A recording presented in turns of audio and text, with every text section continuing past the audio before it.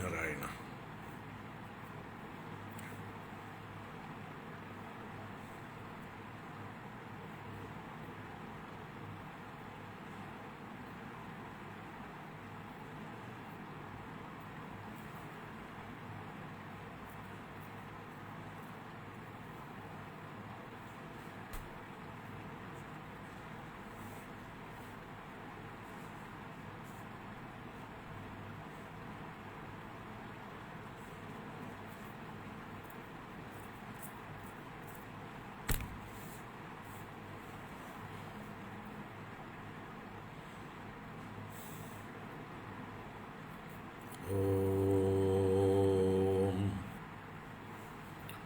ശുക്ലാംബരധരം വിഷ്ണും ശശിവർണം ചതുർഭുജം പ്രസന്നവദനം ധ്യായേത് സർവവിഘ്നോപശാന്തയേ. ഗുരവേ സർവലോകാനാം വിഷജേ ഭവരോഗിണാം നിധയേ സർവവിദ്യാനാം ദക്ഷിണാമൂർത്തയേ നമഃ. ജന്മാദ്യസ്യ യതോന്വയാദിതരതശ്ചാർത്തേഷ്വഭിജ്ഞസ്വരാട് തേനേ ബ്രഹ്മ ഹൃദായ ആദികവയേ മുഹ്യന്തി യത്സൂരയഃ. തേജോ വാരിമൃതാം യദാ വിനിമയോ യത്ര ത്രിസർഗോ മൃഷാ ദാംനാ സ്വേന സദാ നിരസ്തകുഹകം സത്യം പരം ധീമഹി. ധർമ്മ പ്രോജ്ജിത കൈതപോത്ര പരമോ നിർമ്മത്സരാണാം സതാം വേദ്യം വാസ്തവമത്ര വസ്തു ശിവദം താപത്രയോന്മൂലനം. ശ്രീമദ്ഭാഗവതേ മഹാമുനികൃതേ കിം വാ പരൈരീശ്വരഃ സദ്യോ ഹൃദ്യവരുദ്ധ്യതേത്ര കൃതിഭിഃ ശുശ്രൂഷുഭിസ്തൽക്ഷണാത്. നിഗമകൽപതരോർഗളിതം ബലം സുഗമുഖാദമൃതദ്രവസംയുതം പിബത ഭാഗവതം രസമാലയം മുഹുരഹോ രസികാ ഭുവി ഭാവുകാഃ. നാരായണം നമസ്കൃത്യ നരം ചൈവ നരോത്തമം ദേവീം സരസ്വതീം വ്യാസം തതോ ജയമുദീരയേത്. യം പ്രവ്രജന്തമനുപേതമപേതകൃത്യം ദ്വൈപായനോ വിരഹകാതര ആജുഹാവ. പുത്രേതി തന്മയതയാ തരവോഭിനേദുഃ തം സർവഭൂതഹൃദയം മുനിമാനതോസ്മി. യസ്വാനുഭാവമഖിലശ്രുതിസാരമേകം അധ്യാത്മദീപമതിതിതീർഷതാം തമോന്തം. സംസാരിണാം കരുണയാഃ പുരാണഗുഹ്യം തം വ്യാസസൂനുമുപയാമി ഗുരും മുനീനാം. മൂകം കരോതി വാചാലം പങ്കും ലംഘയതേ ഗിരിം യത്കൃപാതമഹം വന്ദേ പരമാനന്ദമാധവം. യം ബ്രഹ്മാ വരുണേന്ദ്രരുദ്രമരുതഃ സ്തുന്വന്തി ദിവ്യൈസ്തവൈഃ വേദൈഃ സാംഗപദക്രമോപനിഷദൈഃ ഗായന്തി യം സാമഗാഃ. ധ്യാനാവസ്ഥിതതദ്ഗതേന മനസാ പശ്യന്തി യം യോഗിനോ യസ്യാന്തം ന വിദുഃ സുരാസുരഗണാഃ. ദേവായ തസ്മൈ നമഃ. കോമളം കൂജയൻ വേണും ശ്യാമളോയം കുമാരകഃ. വേദവേദ്യം പരം ബ്രഹ്മ ഭാസതാം പുരതോ മമ.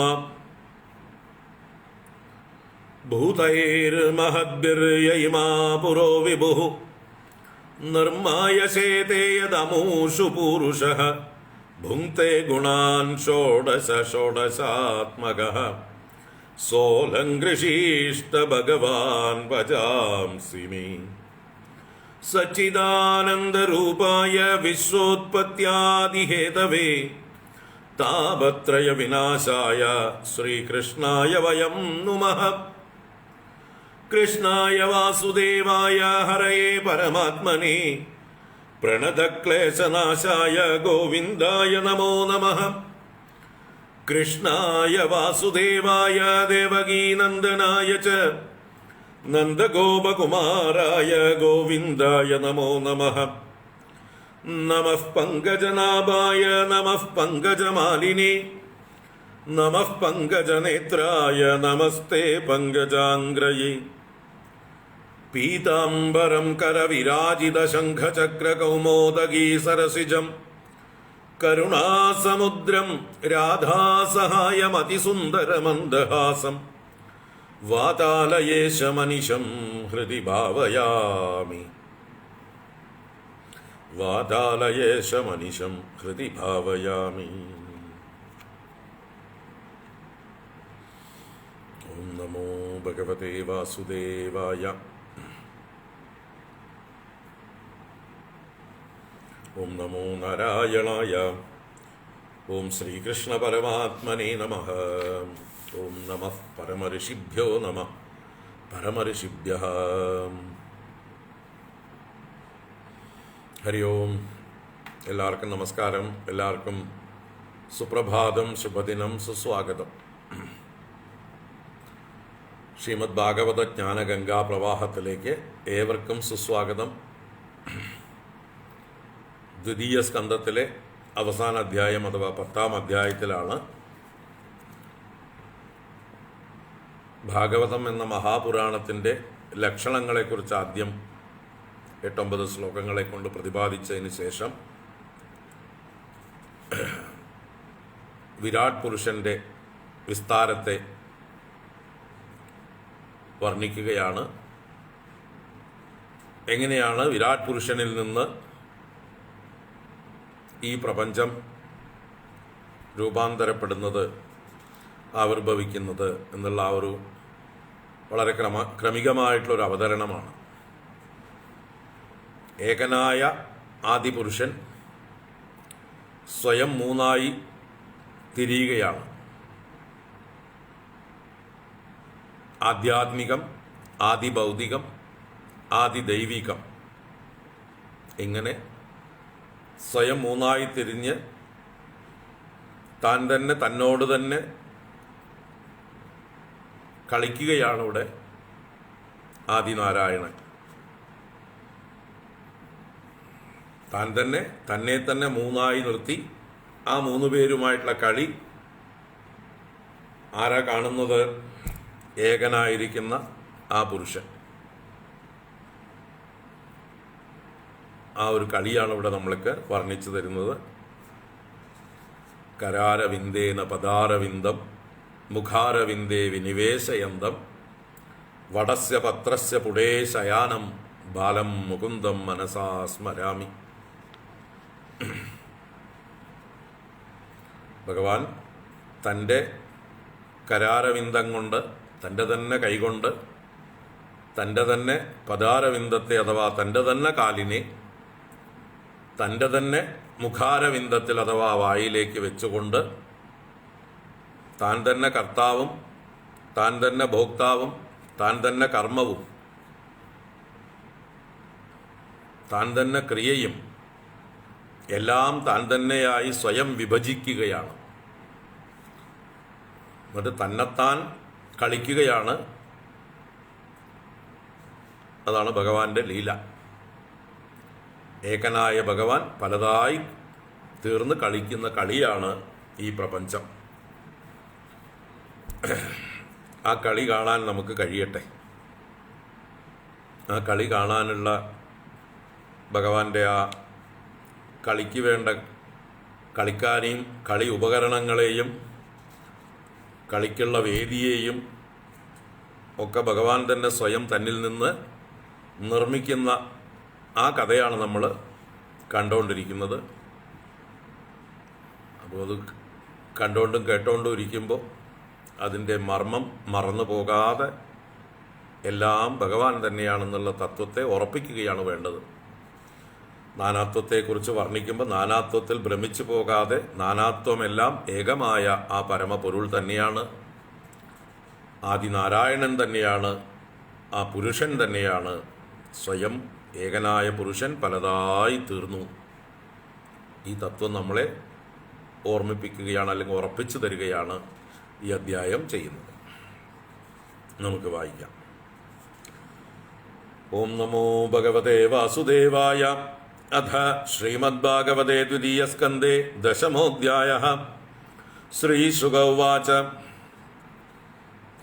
अत्र सर्गो विसर्गश्च स्थानं पोषणमूतयः मन्वन्तरेशानुकथा निरोधो मुक्तिराश्रयः दशमस्य विशुद्ध्यर्थं नवानामिह लक्षणं वर्णयन्ति महात्मानः श्रुतेनार्थेन चाञ्जसा भूतमात्रेन्द्रियधियां जन्म सर्ग उदाहृतः ब्रह्मणो गुणवैषम्याद् विसर्गः पौरुषस्मृतः स्थितिर्वैकुण्ठविजयः पोषणं तदनुग्रहः मन्वन्तराणि सद्धर्मा ऊतयः कर्मवासनाः अवतारानुचरितं हरेश्चास्यानुवर्तिनां सदाम् ईशकथाः प्रोक्ता नानाख्यानो बबृंहिताः निरोधोऽस्यानुशयनम् आत्मनः सह शक्तिभिः मुक्तिर्हि त्वान्यथा रूपं स्वरूपेण व्यवस्थितिः आभासश्च निरोधश्च यतश्च अध्यवसीयते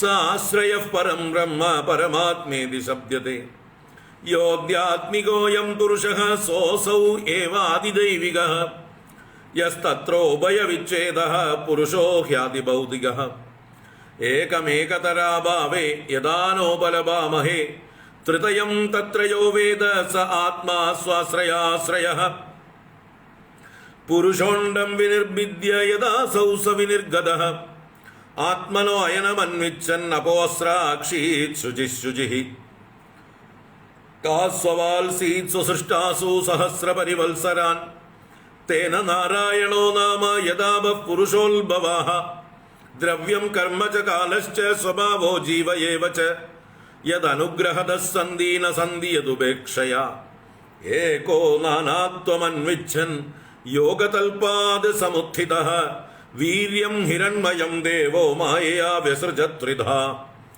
अधिदैवम् अदध्यात्मम् अधिभूतमिति प्रभुः यदैकं पौरुषं वीर्यं त्रिधा विद्यत तच्छृणु अन्धशरीर आकाशाद् पुरुषस्य विचेष्टतः ओजः सहोबलं जज्ञे ततः प्राणो महानसुः अनुप्राणन्दियं प्राणाः प्राणन्दं सर्वजन्तुषु अपानन्दमपानन्दी नरदेवमिवानुगाः प्राणेन क्षिपता क्षुत्रिडन्तरा जायते प्रभोः पिपासतो जक्षतश्च प्राङ्मुखं निरभिद्यत मुखतस्तालु निर्भिन्नं जिह्वा तत्रोपजायते ततो नानारसोज्जज्ञे जिह्वया योऽधिगम्यते विवक्षोर्मुखतो भूमनो वह्निर्वाग्व्याहृतं तयोः जले वै तस्य शुचिरं निरोधः समजायत नासिके निरभिद्येतां दोदू यदि न बस्वति तत्र वायुर्गन्धवहो घ्राणो नासि जिगृक्षतः यदात्मनि निरालोकमात्मानं च दिदृक्षतः निर्भिन्ने ह्यक्षिणी तस्य ज्योतिश्चक्षुर्गुणग्रहः बोध्यमानस्य ऋषिभिः आत्मनस्तज्जिगृक्षतः कर्णौ च निरभिद्येतां दिशश्रोत्रं गुणग्रहः वस्तुनो मृदुकाठिन्यलघुगुर्वोष्णशीतदां जिगृक्षतस्त्वं निर्भिन्ना तस्यां लोममहीरुहाः तत्र चान्दर्बहिर्वादस्त्वचा लब्धगुणो वृदः हस्तौ रुरुहदुस्तस्य नानाकर्मचिकीर्षया तयोस्तु बलमिन्द्रश्च आदानम् उभयाश्रयं गतिं जिगीषत पादौ रुरुहादे अभिकामिकाम् पद्भ्यां यज्ञस्वयं हव्यं कर्मभिस्क्रियते नृभिः निरभिद्यत शिष्णो वै प्रजानन्दामृतार्तिनः उपस्थ आसीत् कामानां प्रियं तदुभयाश्रयम्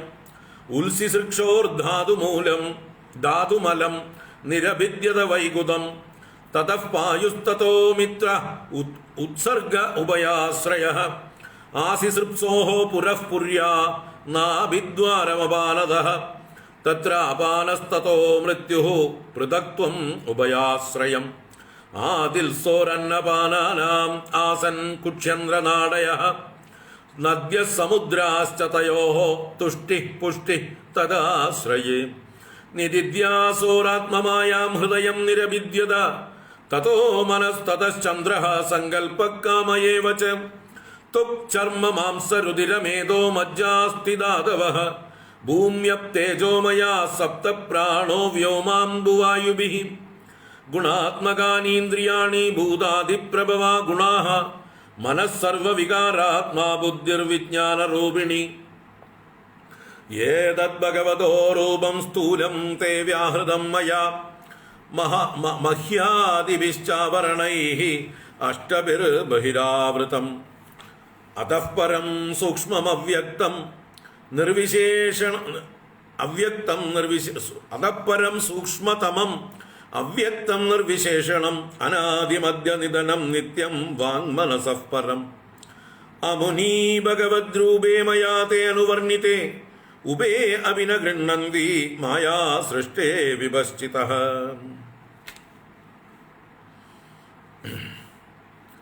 അതുവരെ മതി. 35-ാം ശ്ലോകം വരെ വായിച്ചു. അവിടെ നിൽക്കട്ടെ.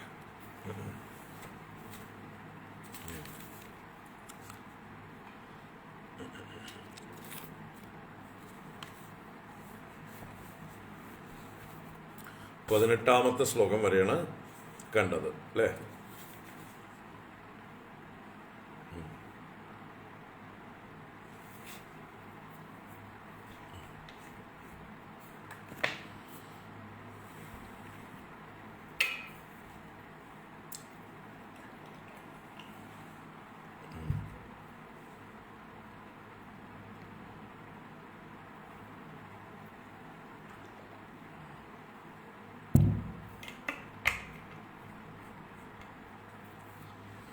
നാരായണ. Okay, thank U.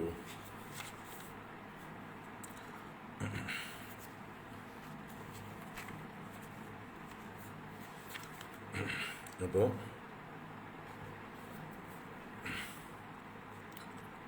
യോ അധ്യാത്മികോയം പുരുഷഃ സോ അസൗ ഏവ ആദിദൈവികഃ യഹ തത്ര ഉഭയവിച്ഛേദഃ പുരുഷോ ഹി ആദി ഭൗതികഃ. ആധ്യാത്മികനായ പുരുഷനും അഥവാ ജീവനും ആദിദൈവീകനായ പുരുഷൻ അഥവാ ഈശ്വരനും ഇതിന് രണ്ടിനും ഇരിപ്പിടമായിട്ടുള്ള ഭൗതികങ്ങളായ ശരീരങ്ങളും ആദിഭൗതിക ശരീരങ്ങളും എല്ലാം തന്നെ ഇത് മൂന്നിനും ആശ്രയം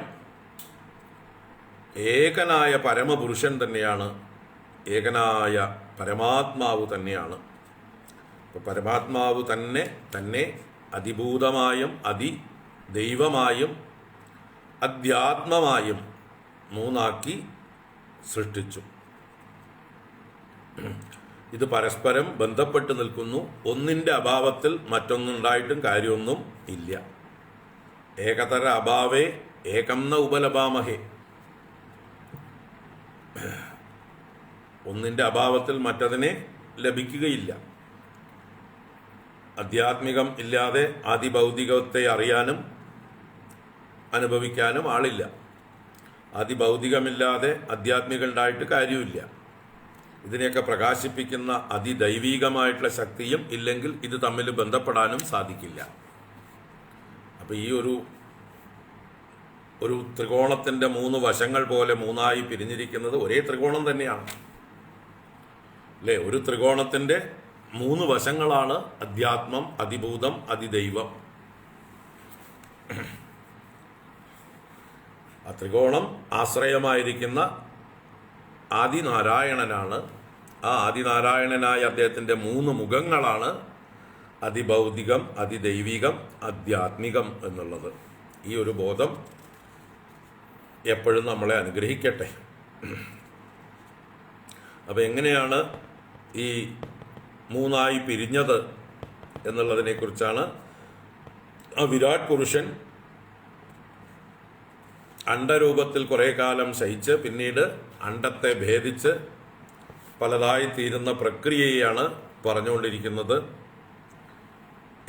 ഏകനായ ആ പുരുഷൻ തന്നെ നാനാത്വം അന്വിച്ചെന്ന് യോഗതൽപാത് സമുത്തിത, തൻ്റെ യോഗനിദ്രയിൽ നിന്നൊന്ന് ഉണർന്നു.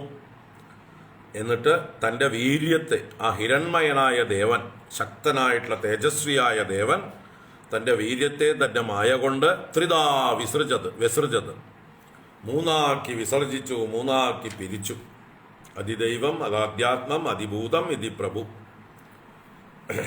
ഏകമായ പൗരുഷം വീര്യം ത്രിതാഭിദ്യത, മൂന്നായി പിരിഞ്ഞു തത് ശൃണു, അത് കേട്ടോളൂ എന്ന് ശുഖബ്രഹ്മർഷി പരീക്ഷത്തിന് പറഞ്ഞു കൊടുക്കണം. ഈ പുരുഷന്റെ, വിരാട് പുരുഷൻ അണ്ഡാകൃതിയിലായിരുന്നു ആദിയിൽ.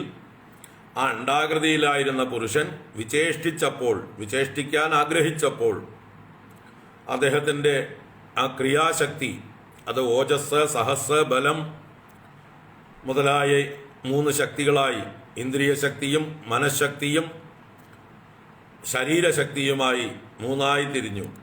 പിന്നീട് പ്രാണനും ബഹിർപ്രാണനും അകപ്രാണനും എല്ലാം ഉണ്ടായി. ആ മുഖ്യപ്രാണനെ അനുസരിച്ച് തന്നെയാണ് മറ്റുള്ള എല്ലാ പ്രാണങ്ങളും പ്രവർത്തിക്കുന്നത്, രാജാവിനെ സേവിക്കുന്ന ഭൃത്യന്മാരെ പോലെ. പിന്നീട് ആ പ്രാണൻ ചലിച്ചുകൊണ്ടിരുന്നപ്പോൾ വിശപ്പും ദാഹവും ഉണ്ടായി. ആ വിശപ്പും ദാഹവും തീർക്കാനായിക്കൊണ്ട് ആദ്യത്തെ മുഖം ഉണ്ടായി. കിഴക്ക് ഭാഗത്തുള്ള വായ, പ്രാങ്മുഖം നിരവിദ്യത. ആദ്യം ഇന്ധനം നിറയ്ക്കാനുള്ള ദ്വാരം തുറന്നു എന്നർത്ഥം, അല്ലേ? ഈ ശരീരത്തിന് ചേഷ്ടിക്കണമെങ്കിൽ ഊർജം വേണം, ഊർജം വേണമെങ്കിൽ ഇന്ധനം വേണം, ഇന്ധനം വേണമെങ്കിൽ അത് ഇന്ധനം നിറയ്ക്കാനുള്ള ദ്വാരം വേണം. അപ്പോൾ ആദ്യം വായ തുറന്നു. ഈ വഴിക്കായിക്കോട്ടെ ഇതിലേക്ക് പ്രവേശിക്കാനുള്ള, ഇന്ധനങ്ങൾക്ക് പ്രവേശിക്കാനുള്ള വഴി എന്ന് പറഞ്ഞ് ആദ്യം വായ തുറന്നു. ആ വായക്കകത്ത് തന്നെ അതാത് ഇന്ദ്രിയ സ്ഥാനങ്ങളും ഇന്ദ്രിയ അധിഷ്ഠാനമായിട്ടുള്ള ദേവതകളും ഒക്കെ ഉണ്ടായി എന്ന് താല്പര്യം. ആ ഇന്ദ്രിയങ്ങളുടെ ആദ്യത്തെ ഇന്ദ്രിയമായ വായയുടെ വിഷയമാണ് രസം, നാനാരസങ്ങൾ.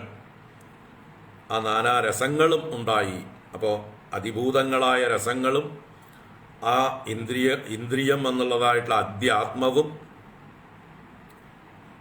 അതുപോലെ ആ ഇന്ദ്രിയ ശക്തിയെ പ്രകാശിപ്പിക്കുന്ന, ഇന്ദ്രിയ ശക്തിയെ പ്രവർത്തിപ്പിക്കുന്നതായിട്ടുള്ള അതിദൈവ ശക്തിയും ഉണ്ടായി എന്ന് മനസ്സിലാക്കാം. തുടർന്ന് 19-ാം ശ്ലോകം മുതൽക്ക് കാണാം.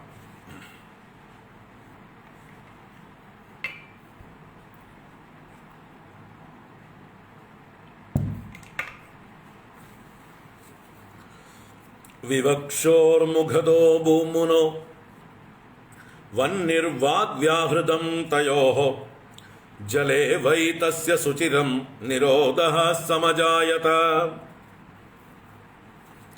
വിവക്ഷോർമുഖദോ ഭൂമുനോ വന്നിർവാഗ്വ്യാഹൃതം തയോഃ ജലേ വൈ തസ്യ ശുചിരം നിരോധഃ സമജായത.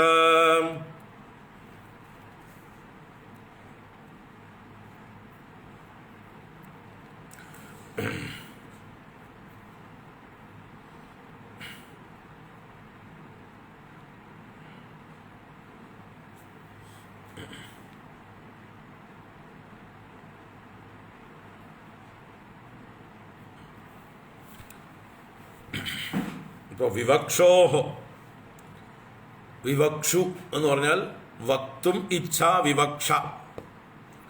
വക്തും എന്ന് പറഞ്ഞാൽ വ്യക്തമായി സംസാരിക്കുവാൻ, വ്യക്തായാം വാചി, വ്യക്തമായി വാക്കുകളെ പുറപ്പെടുവിക്കുവാൻ, അതാണ് വക്തും. ഇച്ഛയാണ് വിവക്ഷ, അതുള്ളവൻ വിവക്ഷു. One who is desirous of communicating. ആരാണോ കമ്മ്യൂണിക്കേറ്റ് ചെയ്യാൻ, ആശയവിനിമയം നടത്താൻ, സംസാരിക്കുവാനായിക്കൊണ്ട് ആഗ്രഹിക്കുന്നത്, അവൻ വിവക്ഷു. ആ വിവക്ഷുവായ ആ വിരാട് പുരുഷന്റെ എന്നർത്ഥം. അപ്പോൾ വിരാട് പുരുഷൻ സംസാരിക്കാൻ ആഗ്രഹിച്ചു. അപ്പോൾ സംസാരിക്കാൻ നോക്കിയപ്പോൾ വലിയ വായ ദ്വാരമുണ്ട്, ഭക്ഷണം കഴിക്കാനുണ്ടാക്കിയ ദ്വാരം. അതിൽ തന്നെ നാവ് ഉണ്ടാക്കിയിട്ടുണ്ട്. ആ നാവ് കൊണ്ടാണ് രുചി അറിയുന്നത്. അപ്പോൾ അതേ മുഖത്ത് നിന്ന് തന്നെ, അതാണ് വിവക്ഷോഹോ മുഖതോ ഭൂമുനോ, ഭൂമ്നഹ എന്ന് പറഞ്ഞാൽ ഭൂമാവായവന്റെ, ആ വല്യവന്റെ, ആ വിരാട് പുരുഷന്റെ മുഖതഃ വായിൽ നിന്ന് വന്നി വാക്ക് വ്യാഹൃതം തയോഹോ, ആ മുഖത്തിൽ നിന്ന് വന്നി, വിരാട് പുരുഷന്റെ മുഖത്ത് നിന്ന് വന്നി ഉണ്ടായി, അഗ്നി ഉണ്ടായി. അഗ്നി എന്ന് പറഞ്ഞാൽ വസ്തുക്കൾക്ക് രൂപം കൊടുക്കുന്ന വസ്തുവാണ് അഗ്നി. അഗ്നിയുടെ തന്മാത്ര രൂപതന്മാത്രയാണ്. അപ്പോൾ എല്ലാ വസ്തുക്കളെയും പ്രകാശിപ്പിക്കുന്ന, രൂപം കൊടുക്കുന്ന ആ തത്വമാണ് വന്യതത്വം. ആ വന്നി ഭഗവാന്റെ വിരാട് പുരുഷന്റെ വായിൽ നിന്ന് ഉണ്ടായി. നമ്മൾ പുരുഷ സൂക്തത്തിലൊക്കെ പറയും, മുഖാദിന്ദ്രശ്ച അഗ്നിശ്ച. ആ വിരാട് പുരുഷന്റെ മുഖത്തിൽ നിന്ന് ഇന്ദ്രനും അഗ്നിയും ഉണ്ടായി എന്ന്. അപ്പൊ അഗ്നി മുഖത്ത് അതിൻ്റെ പ്രതീകം, അതിൻ്റെ ഒരു ഡെമോൺസ്ട്രേഷനാണ് ഭഗവാൻ ശ്രീകൃഷ്ണനായിട്ട് ലീലയെടുത്തപ്പോൾ 2 പ്രാവശ്യം കാട്ടുതീയനെ പാനം ചെയ്ത് കാണിച്ചു തരുന്നത്. കാളിന്തി തീരത്ത് കാളിയമർദ്ദനം കഴിഞ്ഞ രാത്രി എല്ലാവരും കാളിന്തി തീരത്ത് കിടന്നുറങ്ങിയപ്പോൾ അവിടെ ദാവാഗ്നി കൊണ്ട്, കാട്ടുതീ കൊണ്ട് എല്ലാവരും ബാധിക്കപ്പെട്ടപ്പോൾ എല്ലാവരും ഭഗവാനെ വിളിച്ച് കരഞ്ഞപ്പോൾ ഭഗവാൻ എല്ലാവരോടും പറഞ്ഞു, നിങ്ങളൊക്കെ കണ്ണടച്ചോളൂ. എല്ലാവരും കണ്ണടച്ചതായിട്ടുള്ള സമയത്ത് ഭഗവാൻ ആ അഗ്നിയെ മുഴുവൻ പാനം ചെയ്തു. കാരണം തൻ്റെ വായിൽ നിന്ന് തന്നെ പുറത്തു പോയിട്ടുള്ള സാധനമാണ്. അതിനെ തനിക്ക് അകത്താക്കാൻ ഒരു പ്രയാസവും. ഭഗവാനെ സംബന്ധിച്ച് അഗ്നിക്ക് ഒരു ചൂടില്ല. എന്താ കാരണം? അത് താൻ തന്നെയാണ്, തന്നിൽ നിന്ന് പോയ ശക്തിയാണ്. അതുകൊണ്ട് തന്നിലേക്ക് തന്നെ അതിനെ ആഗിരണം ചെയ്തു. അതുപോലെ തന്നെ മുഞ്ചാടവിയിൽ വെച്ചും, വേനൽക്കാലത്ത് പശുക്കള് വൃന്ദാവനം വിട്ട് മുഞ്ചാടവി എന്ന് പറഞ്ഞതായിട്ടൊരു കാട്ടിലേക്ക് പോയപ്പോൾ ഭഗവാനും കൂട്ടുകാരും തെരഞ്ഞു പോകുമ്പോൾ അവിടെ വെച്ചും കാട്ടുതീ പിടിച്ചപ്പോൾ എല്ലാവരും കൂടി നിലവിളിച്ച് കരഞ്ഞപ്പോൾ ഭഗവാൻ അവരോട് കണ്ണടച്ചോളാൻ പറഞ്ഞു. ഭഗവാൻ ആ മുഞ്ചാടവിയിലുണ്ടായിരുന്ന കാട്ടുതീനെ മുഴുവൻ പാനം ചെയ്ത് കാണിച്ചു. എല്ലാം പാനം ചെയ്തു. ഇവർ കണ്ണു തുറക്കുമ്പോഴേക്കും ഇവരെല്ലാം ബാണ്ഡീരക വൃക്ഷത്തിന്റെ ചുവട്ടിലെത്തിക്കഴിഞ്ഞിരുന്നു. അപ്പൊ ഇതൊക്കെ എന്തിന്റെ സൂചനയാണ്? ഇത് ഞാൻ വിരാട് പുരുഷനാണേ. കൃഷ്ണസ്തു ഭഗവാൻ സ്വയം. കൃഷ്ണൻ നാരായണൻ തന്നെയാണ്. കൃഷ്ണൻ വിരാട് പുരുഷൻ തന്നെയാണ്.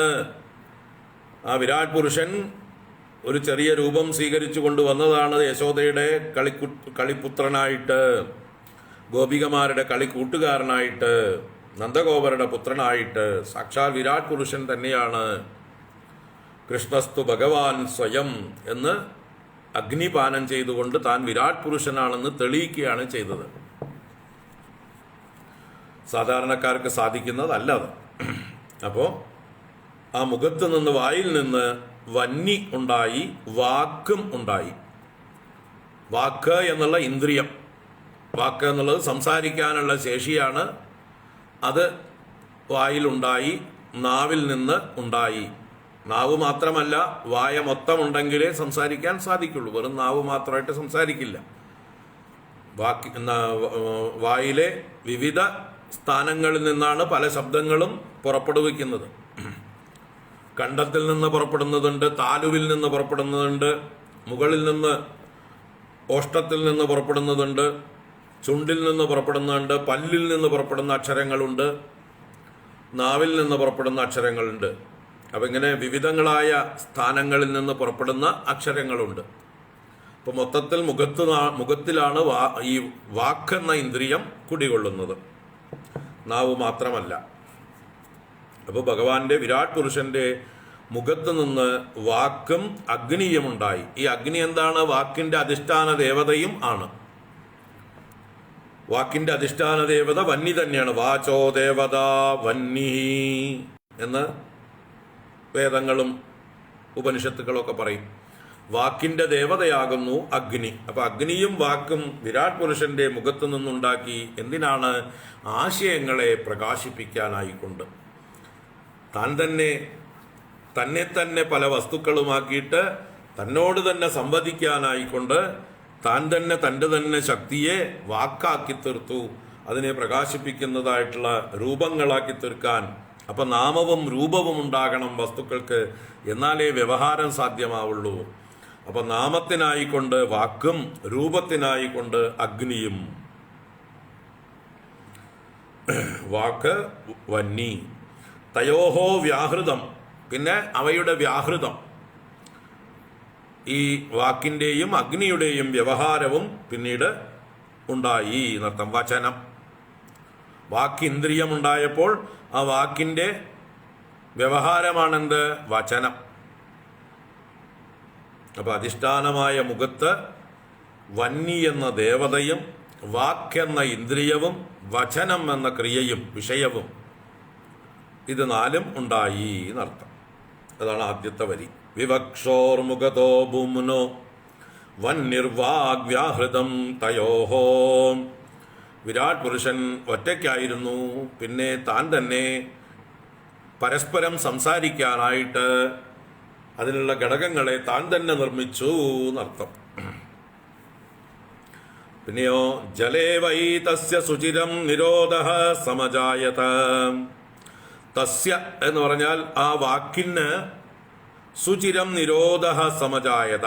കുറച്ചു കാലം ജലത്തിൽ തന്നെ തടസ്സം ഉണ്ടായി എന്ന് പറഞ്ഞാൽ, ഇവിടെ ജലം എന്ന് പറഞ്ഞാൽ കണ്ടം, നാവ് എന്നൊക്കെ അർത്ഥം തന്നെയാണ്. അവിടെ തന്നെ കുറെ കാലം അടങ്ങിയിരുന്നു. പിന്നീട് കാലക്രമത്തിലാണ് ആ ശബ്ദം പുറത്തേക്ക് വരുന്നത്. അപ്പോൾ കണ്ടത്തിൽ തടസ്സപ്പെട്ടിരുന്നു. നിരോധഃ ശുചിരം സമജായത. കുറെ കാലം അത് അങ്ങനെ തന്നെ ഇരുന്നു. പിന്നീട് ആരോടെങ്കിലും സംസാരിക്കണമെങ്കിൽ രണ്ടാമതൊരാൾ ഉണ്ടാവണമല്ലോ. അപ്പോൾ രണ്ടാമതൊരാൾ ഉണ്ടായപ്പോഴാണ് കമ്മ്യൂണിക്കേഷൻ തുടങ്ങിയത്. ആദ്യം ഒരാൾ മാത്രമായിരുന്നപ്പോൾ വാക്കെന്ന ഇന്ദ്രിയം ഉണ്ടായി. പിന്നെ അത് കുറച്ചു കാലം ഉപയോഗശൂന്യമായിട്ടിരുന്നു. പിന്നീടാണ് അതിൻ്റെ ഉപയോഗം ഉണ്ടാകുന്നത്. നാസികേ നിരഭിദ്യേതാം ദോദൂയതി നഭസ്വതി തത്ര വായുർഗന്ധവഹോ ഘ്രാണോ നസി ജിഗൃക്ഷതഃ. നാസികേ നിരഭിദ്യേതാം ദോദൂയതി നഭസ്വതി തത്ര വായുർഗന്ധവഹോ ഘ്രാണോ നസി ജിഗൃക്ഷതഃ. ജിഗൃക്ഷതഃ തസ്യ. ജിഗൃക്ഷ എന്ന് പറഞ്ഞാൽ എന്താണ്? ഘ്രാണം ചെയ്യുവാനുള്ള ഇച്ഛയാണ്. ഘ്രാണിതും ഇച്ഛ, ഘ്രാണിക്കുക, അത് ചെയ്യാനുള്ള ഇച്ഛയാണ് ജിഗൃക്ഷ. മണക്കുവാനുള്ള ആഗ്രഹം. അങ്ങനെയുള്ള തസ്യ പുരുഷസ്യ ജിഗൃക്ഷതഃ തസ്യ, മണക്കാൻ ആഗ്രഹിച്ചതായിട്ടുള്ള ആ വിരാട് പുരുഷന് നഭസ്വതി ദോദൂയതി നാസികേ നിരഭിദ്യേത. നഭസ്വാൻ എന്ന് പറഞ്ഞത് വായുവിൻ്റെ പര്യായമാണ്. നഭസ്വതി ദോദൂയതി എന്ന് പറയുമ്പോൾ നഭസ്വാൻ ചലിച്ചപ്പോൾ എന്നാണ് അർത്ഥം. ദോദൂയമാനം എന്ന് പറഞ്ഞാൽ ചലിക്കുക, കറങ്ങുക, ചലിക്കുക എന്നൊക്കെയുള്ളതിനാണ് ദോദൂയനം ചെയ്യുക എന്ന് പറയുക. ആര് ചലിച്ചപ്പോൾ? നഭസ്വാൻ ചലിച്ചപ്പോൾ. അതിനെ സതി സപ്തമി പ്രയോഗമാക്കിയപ്പോഴാണ് നഭസ്വതി ദോദൂയതി സതി. നഭസ്വാൻ ചലിച്ചതായിട്ടുള്ള സമയത്തിങ്കൽ നാസികേ നിരഭിദ്യേതാം. നാസികേ എന്നുള്ളത് ദ്വേ നാസികേ. നാസിക എന്ന ഏകവചനം, നാസികേ എന്ന് പറയുമ്പോൾ ദ്വിവചനം. രണ്ട് നാസികകൾ, രണ്ട് ഘ്രാണേന്ദ്രിയ ദ്വാരങ്ങൾ, രണ്ട് മൂക്കിന്റെ ദ്വാരങ്ങൾ. നാസികയെ നിരഭിദ്യേത. അവിടെ നിരഭിദ്യേത എന്നുള്ളതും ദ്വിവചനമാണ്. മറ്റേ മുമ്പ് നിർഭിദ്യത, നിരഭിദ്യത എന്നൊക്കെ പറഞ്ഞെടുത്ത് ഇവിടെ നിരഭിദ്യേതാം. കാരണം ദ്വേ നാസികെ, രണ്ട് നാസികകൾ നിർഭേദിച്ചു വന്നു, പിളർന്നു വന്നു. നമ്മൾ കളിമണ്ണ് കൊണ്ടൊരു ശില്പം ഉണ്ടാക്കുക എന്ന് വിചാരിക്കുക. ആദ്യം അതിൻ്റെ ഷേപ്പ് ഉരുട്ടി ഉണ്ടാക്കും അല്ലേ? മൊത്തത്തിലൊരു ഉരുളയായിട്ടുള്ള ഷേപ്പിൽ, പിന്നെ അതിനെ കഴുത്തും തലയും ഒക്കെ വേറെ വേറെ ആക്കും, ഉടല് വേറെയാക്കും, കയ്യും കാലും ഒക്കെ വലിച്ചു നീട്ടും. ഒരേ കളിമണ്ണ് തന്നെയാണ്. അപ്പോൾ ഉരുണ്ട് പാകം വരുത്തിയിരുന്നതായിട്ടുള്ള ആ മണ്ണ്, മാവ് പരുവത്തിലായിരുന്ന ആ കളിമണ്ണിനെ എങ്ങനെയാണോ പല ആകൃതിയാക്കി മാറ്റുന്നത്, അതിൻ്റെ തലയും ഉടലും കഴുത്തും കയ്യും കാലും ഒക്കെ വേറെ വേറെയാക്കി, പിന്നെ വിരലുകളെ വേറെ വേറെയാക്കും. അപ്പോൾ കണ്ണ് വേണമെങ്കിൽ എന്ത് ചെയ്യണം? കണ്ണിൻ്റെ സ്ഥാനത്ത് തുരക്കണം. മൂക്ക് വേണമെങ്കിലോ മൂക്കിൻ്റെ സ്ഥാനത്ത് ഓട്ട തുരക്കണം. വായ വേണമെങ്കിൽ പിളർക്കണം. അപ്പൊ ഇതുപോലെ അണ്ഡാകൃതിയിലുണ്ടായിരുന്ന ആ വിരാട് പുരുഷൻ പിന്നീട് ആ വിരാട് പുരുഷന്റെ ഓരോരോ അവയവങ്ങൾ ഭേദിച്ച് ഭേദിച്ച് ഭേദിച്ച് പുറത്തേക്ക് തുറക്കുകയാണ്. ഉള്ളിലുണ്ടായ ഡിസയറിനനുസരിച്ച് ഉള്ളിൽ എന്ത് സങ്കല്പിച്ചുവോ, എനിക്ക് മണക്കണം എന്ന് സങ്കല്പിച്ചപ്പോൾ മണക്കാനുള്ള ദ്വാരങ്ങൾ രണ്ടാദ്യം ഉണ്ടായി. ആ ദ്വാരത്തിലാണ് ഘ്രാണേന്ദ്രിയം പ്രവർത്തിക്കുക. ആ ദ്വാരം വഴിക്കാണ് മണം അകത്തേക്ക് സ്വീകരിക്കുക. അപ്പൊ മണക്കാനുള്ളതായിട്ടുള്ള രണ്ട് ദ്വാരങ്ങൾ, അതാണ് ജിഗൃക്ഷതഃ. ഘ്രാണം ചെയ്യുവാൻ ഇച്ഛിക്കുന്നവന് നാസികേ നിരവിദ്യേതാം. അപ്പോൾ ആ വായുവിൽ ചലനമുണ്ടായപ്പോൾ ഉള്ളിലുള്ള ആന്തരിക വായു ചലിച്ച് പുറത്തേക്ക് വരികയാണ്. ഏത് വഴിക്ക്? ഈ 2 ദ്വാരങ്ങൾ വഴി. വിരാട് പുരുഷന്റെ അകത്തുള്ളതായിട്ടുള്ള പ്രാണവായു പുറത്തേക്ക് വരുന്നത് 2 നാസികാദ്വാരങ്ങൾ വഴി. തത്ര നസി ഗ്രാണഹ. നസി എന്ന് പറഞ്ഞാൽ നാസികയിൽ എന്നർത്ഥമാണ്. ആ 2 ദ്വാരങ്ങൾ നാസിക നിരഭേദിച്ചു വന്നുവല്ലോ. ആ നാസികയിൽ എന്തുണ്ടായി? ഗ്രാണഹ, ഘ്രാണേന്ദ്രിയം, ഘ്രാണിക്കുവാനുള്ള ശക്തി, മണം തിരിച്ചറിയാനുള്ള സെൻസർ, അല്ലേ? മറ്റത് വെറും ദ്വാരം മാത്രമാണ് ആദ്യം ഉണ്ടായത്. 2 ദ്വാരങ്ങൾ ആദ്യം ഉണ്ടായി. നിരവിദ്യേതാം, നാസികയെ നിരവിദ്യേത എന്ന് പറഞ്ഞപ്പോൾ ആ സെൻസർ പിടിപ്പിക്കാനുള്ള ഗ്യാപ്പ് ആദ്യം ഉണ്ടായി. കവാടം തയ്യാറായി. എന്നിട്ട് കവാടത്തിൽ 2 സെൻസർ പിടിപ്പിച്ചു. ഏത് സെൻസർ? മണം പിടിക്കാനുള്ള സെൻസർ.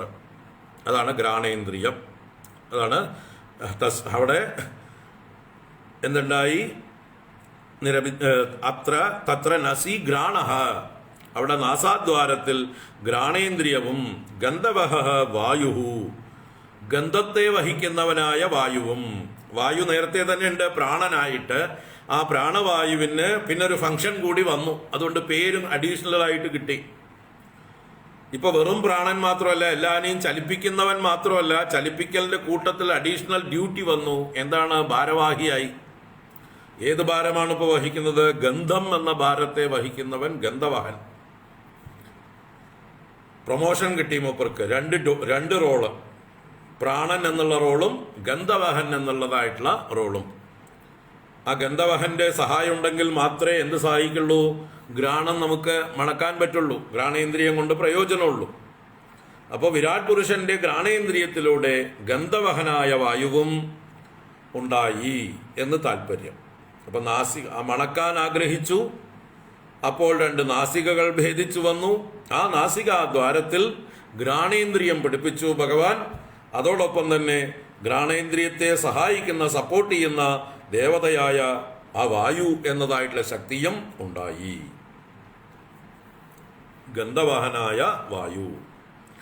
നാസികേ നിരഭിദ്യേതാം ദോധൂയതി നഭസ്വതി തത്ര വായുർഗന്ധവഹോ ഘ്രാണോ നസി ജിഗൃക്ഷതഃ.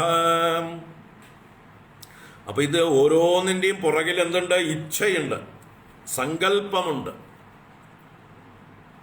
ഇവിടെ ആ ഓരോ മുമ്പ് വിവക്ഷു എന്ന് പറഞ്ഞു. അതിനു മുമ്പ് പിപാസ, വിശപ്പ്, ഇതിനെക്കുറിച്ചൊക്കെ പറഞ്ഞു. ക്ഷുപ്ത, തൃഷ്ണ, ഇതൊക്കെ ഉണ്ടായതിനെ കുറിച്ച് പറഞ്ഞു. ഇതൊക്കെ ഓരോ ഇച്ഛയാണ്. വിശപ്പ് എന്നുള്ളതായിട്ടുള്ള ഇച്ഛയുണ്ടായപ്പോൾ, ദാഹം എന്നുള്ളതായിട്ടുള്ള ഇച്ഛയുണ്ടായപ്പോൾ അത് പൂർത്തീകരിക്കുവാനുള്ള ദ്വാരമായി വായ, അതിന് പറ്റിയതായിട്ടുള്ള ഇന്ദ്രിയങ്ങൾ, അതിനെ സപ്പോർട്ട് ചെയ്യുന്ന ദേവതകൾ എല്ലാവരും റെഡി. Serving ദേവതകളൊക്കെ ready. അത് കഴിഞ്ഞ് വിവക്ഷയുണ്ടായപ്പോൾ, സംസാരിക്കണം, കമ്മ്യൂണിക്കേറ്റ് ചെയ്യണം എന്നാഗ്രഹിച്ചപ്പോൾ വാക്ക് എന്ന ഇന്ദ്രിയവും അഗ്നി എന്ന ദേവതയും തയ്യാറായി. ഓ, ഞങ്ങൾ റെഡി, ആയിക്കോളൂ. സർവീസിന് ആൾക്കാർ റെഡിയായി കഴിഞ്ഞു, ഉപകരണങ്ങൾ റെഡിയായി കഴിഞ്ഞു, അല്ലേ?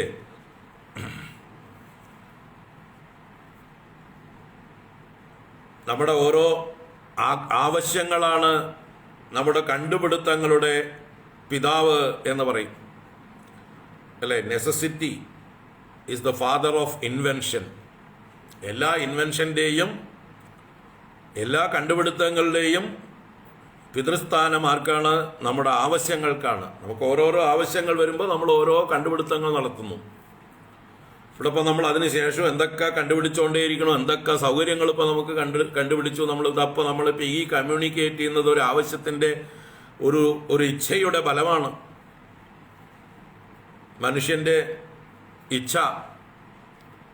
ചിരകാലം അവർ ആലോചിച്ചു, എങ്ങനെയായാൽ ദൂരെ ഇരിക്കുന്നതായിട്ടുള്ള ആളുകളുമായിട്ട് നമുക്ക് നേരിട്ട് എളുപ്പത്തിൽ സംവേദനം ചെയ്യാം, അല്ലേ? പണ്ട് കമ്പിയില്ല കമ്പി, അല്ലെങ്കിൽ അഞ്ചലോട്ടക്കാരെ കുറെ ഓടിച്ചു നമ്മള്. പാവങ്ങള് എത്ര ഓടി തളർന്നിട്ടുണ്ടാവും, എത്ര രോഗികളായി തീർന്നിട്ടുണ്ടാവും, എത്ര പേര് കാലിൽ വെരിക്കോസ് വെയിൻ വന്നിട്ട് ജീവിതാവസാനം കഷ്ടപ്പെട്ടിട്ടുള്ള അഞ്ചലോട്ടക്കാരുണ്ട് എന്നൊന്ന് അന്വേഷിച്ച് നോക്കുക. ചരിത്രം. പാവങ്ങൾ കുറേ ഓടി. അവരുടെയൊക്കെ ഓട്ടം കുറയ്ക്കാനുള്ള വഴിയാണ് ഇപ്പോൾ നമ്മളൊക്കെ കണ്ടുപിടിച്ചത്, അല്ലേ? എളുപ്പത്തിൽ കമ്മ്യൂണിക്കേറ്റ് ചെയ്യാൻ ഈ മാർഗങ്ങൾ, ഇമെയിൽ, ഇലക്ട്രോണിക് മാധ്യമങ്ങളിലൂടെ നമ്മൾ സംവേദനം ചെയ്യാൻ പഠിച്ചു. അങ്ങനെ അതിനുള്ള ഉപകരണങ്ങൾ ഉണ്ടാക്കി, അതിനുള്ള മാധ്യമങ്ങൾ, സ്ക്രീനുകളും ഓഡിയോ സെറ്റപ്പും എല്ലാം തയ്യാറാക്കിയപ്പോൾ ഇതാപ്പോൾ എനിക്ക് ഇവിടെ ഇരുന്നുകൊണ്ട് എവിടെയൊക്കെയോ ലോകത്തിൻ്റെ വിവിധ ഭാഗങ്ങളിലിരിക്കുന്ന നിങ്ങളോട് കമ്മ്യൂണിക്കേറ്റ് ചെയ്യാൻ സാധിച്ചു. ഇതൊക്കെ വിരാട് പുരുഷന്റെ ഇച്ഛയാണ്. എൻ്റെയും നിങ്ങളുടെയും ഉള്ളിലൊക്കെ വിരാട് പുരുഷന്റെ ഇച്ഛയാണ് പ്രവർത്തിക്കുന്നത്. ആ വിരാട് പുരുഷനാണ് ഈ രൂപത്തിൽ ഇതൊക്കെ ആയി തിരിഞ്ഞത്. അതിൻ്റെ ഏറ്റവും ആധുനിക, ഏറ്റവും പ്രാചീനമായിട്ടുള്ള ഉൽപ്പത്തിയെക്കുറിച്ചാണ് ഈ പറഞ്ഞുകൊണ്ടിരിക്കുന്നത്. ഏറ്റവും ആദിമമായിട്ടുള്ള ഉൽപ്പത്തി. അതിനുശേഷം വിവിധങ്ങളായിട്ടുള്ള ഡെവലപ്മെന്റ്സ് ഇവിടെ ഉണ്ടായി. അതാരുടെ ഇച്ഛ? അത് വിരാട് പുരുഷന്റെ ഇച്ഛ. ഇതിങ്ങനെ ആയാൽ പോരാ, കുറച്ചുകൂടി കളി ഒന്ന് മോഡിഫൈ ചെയ്യണം. കളികൾക്ക് പുതിയ ഭാവവും രൂപവും വിരാട് പുരുഷൻ സങ്കല്പിച്ചു. അങ്ങനെ ഓൺലൈൻ കളികളൊക്കെ ഉണ്ടായി. ദേഹങ്ങൾ എവിടെ ഇരുന്നാലെന്താ, ആളുകൾ എവിടെ ഇരുന്നാലെന്താ, നമുക്ക് പരസ്പരം കാണാനും പരസ്പരം ആശയ സംവേദനം ചെയ്യാനും എന്തൊക്കെ സൗകര്യങ്ങളായി ഇപ്പോൾ.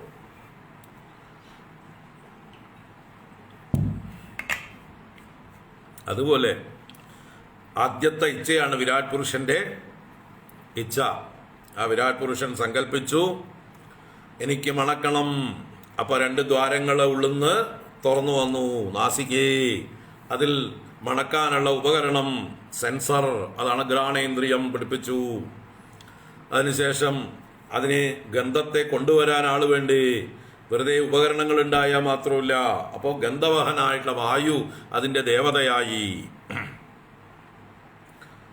തുടർന്ന് യഥാത്മനി നിരാലോകം ആത്മാനം ച ദിദൃക്ഷതഃ വിഭിന്നേ അക്ഷിണീ തസ്യ ജ്യോതിശ്ചക്ഷുർഗുണഗ്രഹഃ. ആത്മനി യഥാ നിരാലോകം ആത്മാനം ദിദൃക്ഷതഃ തസ്യ അക്ഷിണീ വിഭിന്നേ. ദിദൃക്ഷതഃ എന്ന് പറയുന്നത്, ദിദൃക്ഷ എന്ന് പറഞ്ഞാൽ ദ്രഷ്ടും ഇച്ഛ, കാണുവാനുള്ള ആഗ്രഹമാണ് ദിദൃക്ഷ. അങ്ങനെ ദിദൃക്ഷ ഉള്ളവന്റെ എന്നാണ് ദിദൃക്ഷതഃ, കാണാൻ ആഗ്രഹിച്ചവന്റെ. ആരാണ് ആഗ്രഹിച്ചത്? തസ്യ വിരാട് പുരുഷസ്യ. ആ വിരാട് പുരുഷൻ കാണാൻ ആഗ്രഹിച്ചപ്പോൾ എന്താണ്? ആത്മനി യഥാ നിരാലോകം ആത്മാനം, തന്നിൽ നിരാലോകം. നിരാലോകം എന്ന് പറഞ്ഞാൽ ആലോകനം ചെയ്യാനുള്ള സാമർഥ്യമില്ലായ്മ. എന്തൊക്കെ ഉണ്ടായിട്ട് എന്താ, എനിക്ക് കാണാനൊന്നും കഴിവില്ലല്ലോ എന്നിങ്ങനെ വിരാട് പുരുഷൻ സങ്കല്പിച്ചു. ഇതൊക്കെ കാണാനുള്ള കഴിവ് എനിക്കുണ്ടായിരുന്നെങ്കിൽ എന്ന് വിരാട് പുരുഷൻ ഇച്ഛിച്ചു.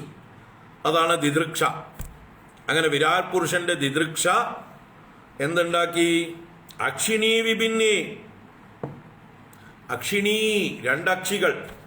അക്ഷി ഏകവചനം, അക്ഷിണീ ദ്വിവചനം. അപ്പൊ 2 കണ്ണുകൾ. വിഭിന്നേ അക്ഷി, വിഭിന്നം ഏകവചനം, വിഭിന്നേ ദ്വിവചനം.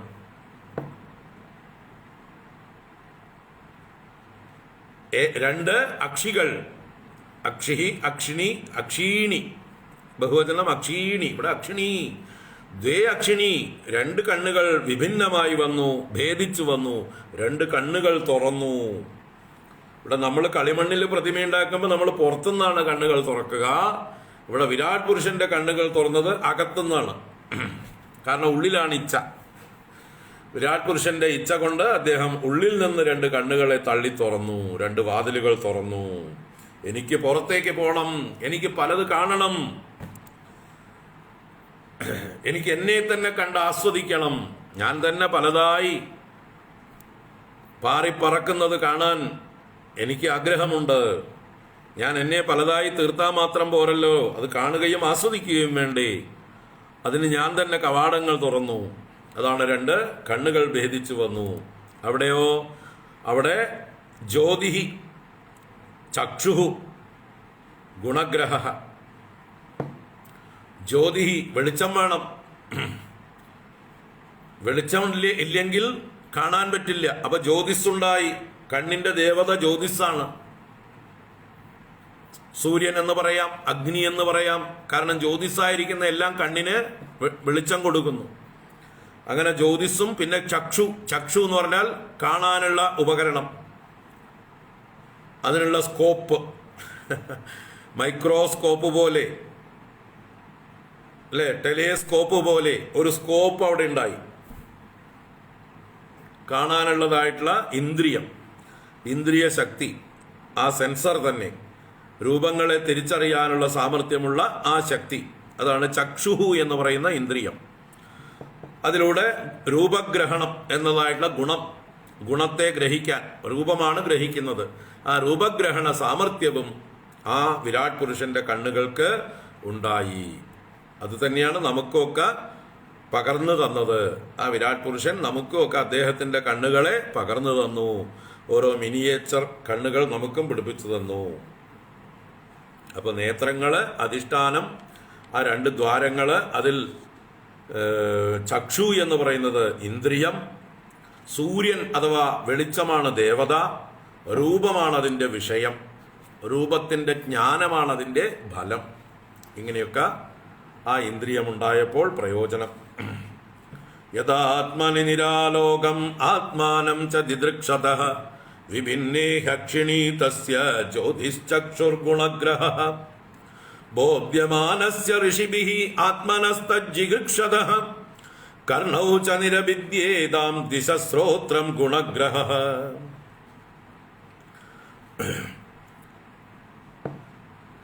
ഋഷിഭിഃ ബോധ്യമാനസ്യ ജിഗൃക്ഷതഃ ആത്മനഃ കർണൗ ച നിരവിദ്യേതാം. വിരാട് പുരുഷന്റെ രണ്ട് കർണൗ, കർണഃ ഏകവചനം, കർണൗ രണ്ട് കർണങ്ങൾ, രണ്ട് ശ്രോത്രങ്ങൾ, അത് നിരവിദ്യേതാം രണ്ട് ഭേദിച്ചു വന്നു. ആ തന്റെ തന്നെ വിരാട് പുരുഷനായ ആത്മാവിന്റെ കർണങ്ങൾ ഭേദിച്ചു വന്നു. എന്തിനായിക്കൊണ്ട്? ജിഗൃക്ഷതഃ, ഋഷിഭിഃ ബോധ്യമാനസ്യ ജിഗൃക്ഷതഃ. ഋഷികൾ ബോധ്യപ്പെടുത്തി ഉണർത്താനായിട്ട് ശ്രമിച്ചു. വിരാട് പുരുഷനെ ഉണർത്താൻ ഋഷികൾ സ്തുതിച്ചു. ആ സ്തുതിച്ചതായിട്ടുള്ള സമയത്ത് അത് കേൾക്കാൻ ആഗ്രഹിച്ചുകൊണ്ട്, അതാണ് ജിഗൃക്ഷ, ഗ്രഹിക്കുവാനുള്ള ഇച്ഛ, ജിഗൃക്ഷ. ആ വേദങ്ങൾ ശ്രവിക്കുവാനുള്ളതായിട്ടുള്ള ഇച്ഛ കൊണ്ട് ആത്മനഃ കർണൗ നിരവിദ്യേതാം, കർണങ്ങൾ ഭേദിച്ചു വന്നു. ആ കർണങ്ങളുടെ ദേവതയാരാണ്? ദിശഃ, ദിക്കുകൾ.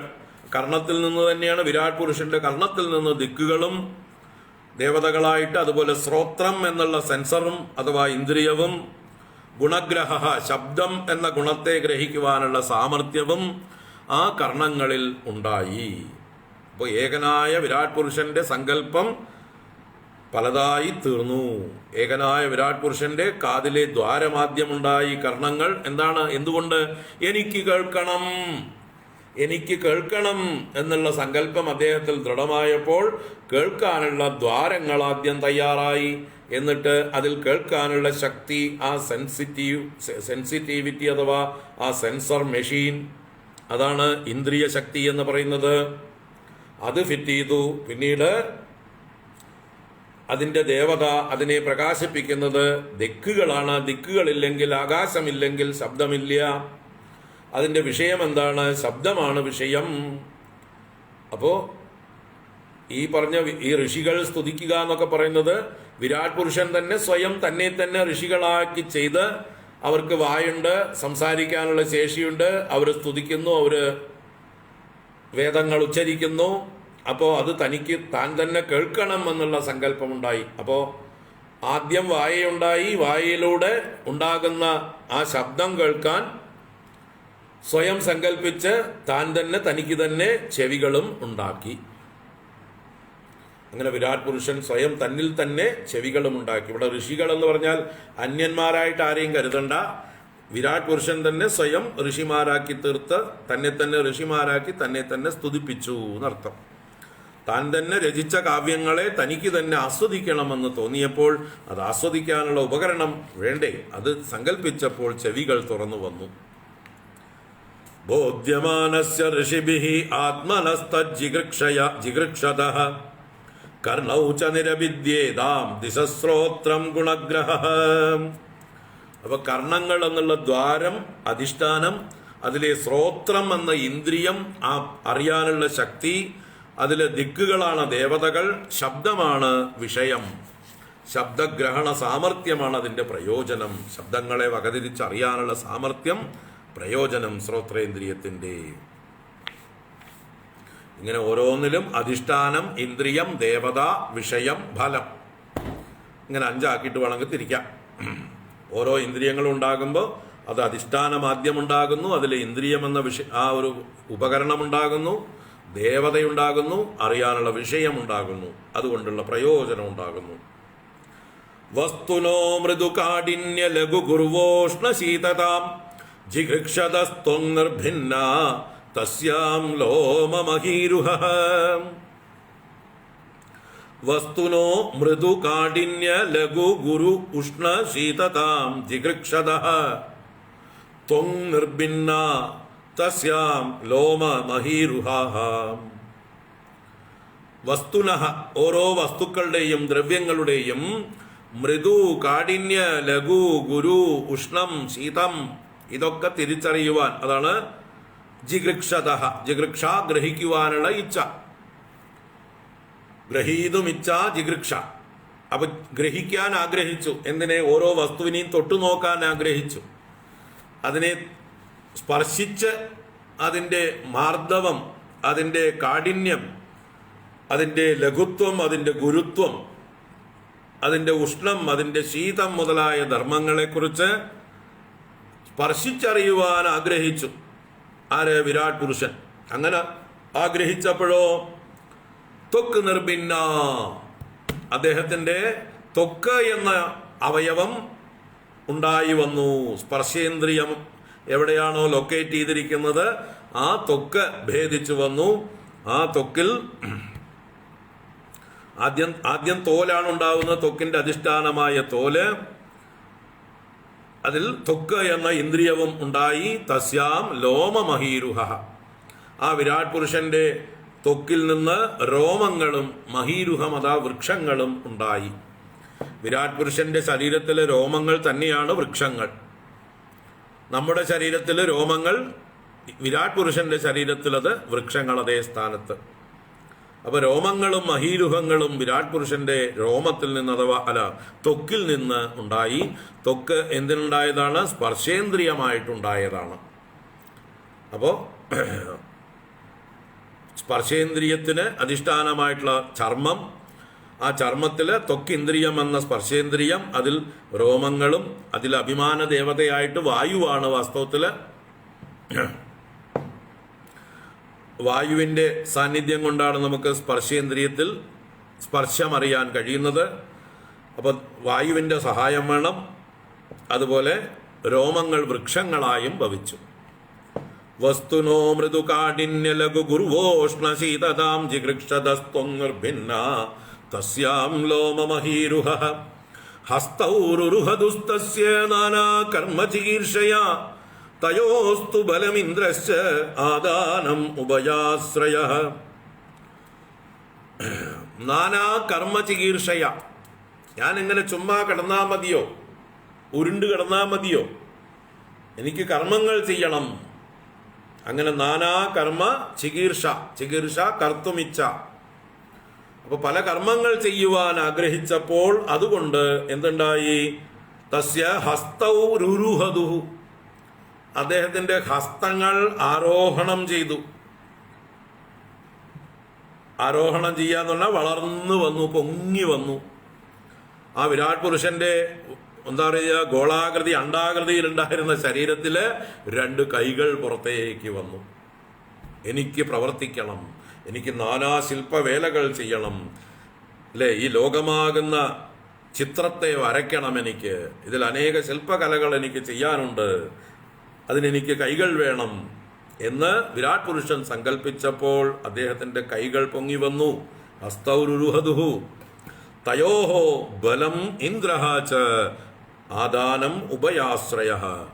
തയോഹോ രണ്ട് ഹസ്തങ്ങളിൽ നിന്ന് ബലവുമുണ്ടായി. കൈകളിലാണ് ബലമിരിക്കുന്നത്, കൈകളുടെ ബലം കൊണ്ടാണ് നമ്മൾ പ്രവർത്തിക്കുന്നത്.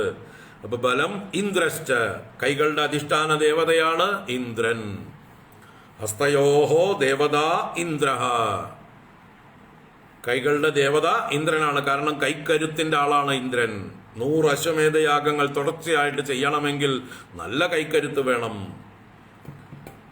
അപ്പൊ അങ്ങനെ കൈക്കരുത്ത് നേടി ഇന്ദ്ര പദവിയെ നേടുന്ന ആളാണ് ഇന്ദ്രൻ. അപ്പൊ കൈക്കരുത്തിന്റെ ദേവത തന്നെയാണ് ഇന്ദ്രൻ. അത് കൈകളുടെ ദേവതയായി ഭവിച്ചു. കർമ്മങ്ങൾ ചെയ്യാനുള്ള സാമർഥ്യം, കുശലത, ബലം ഒക്കെ ഉണ്ടായി.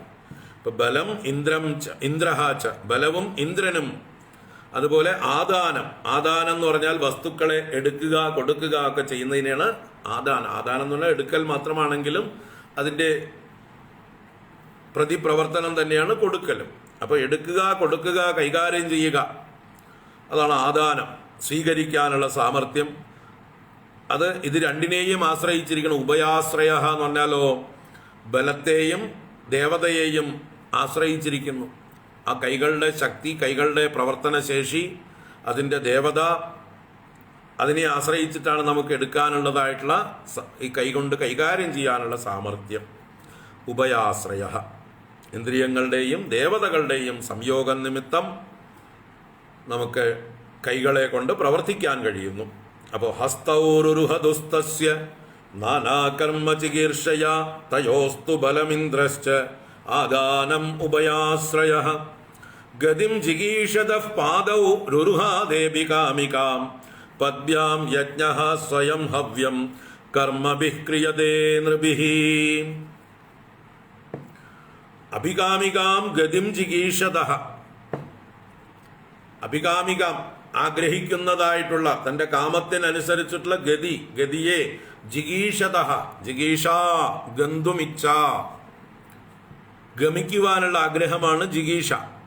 അതുള്ളവൻ ജിഗീഷു.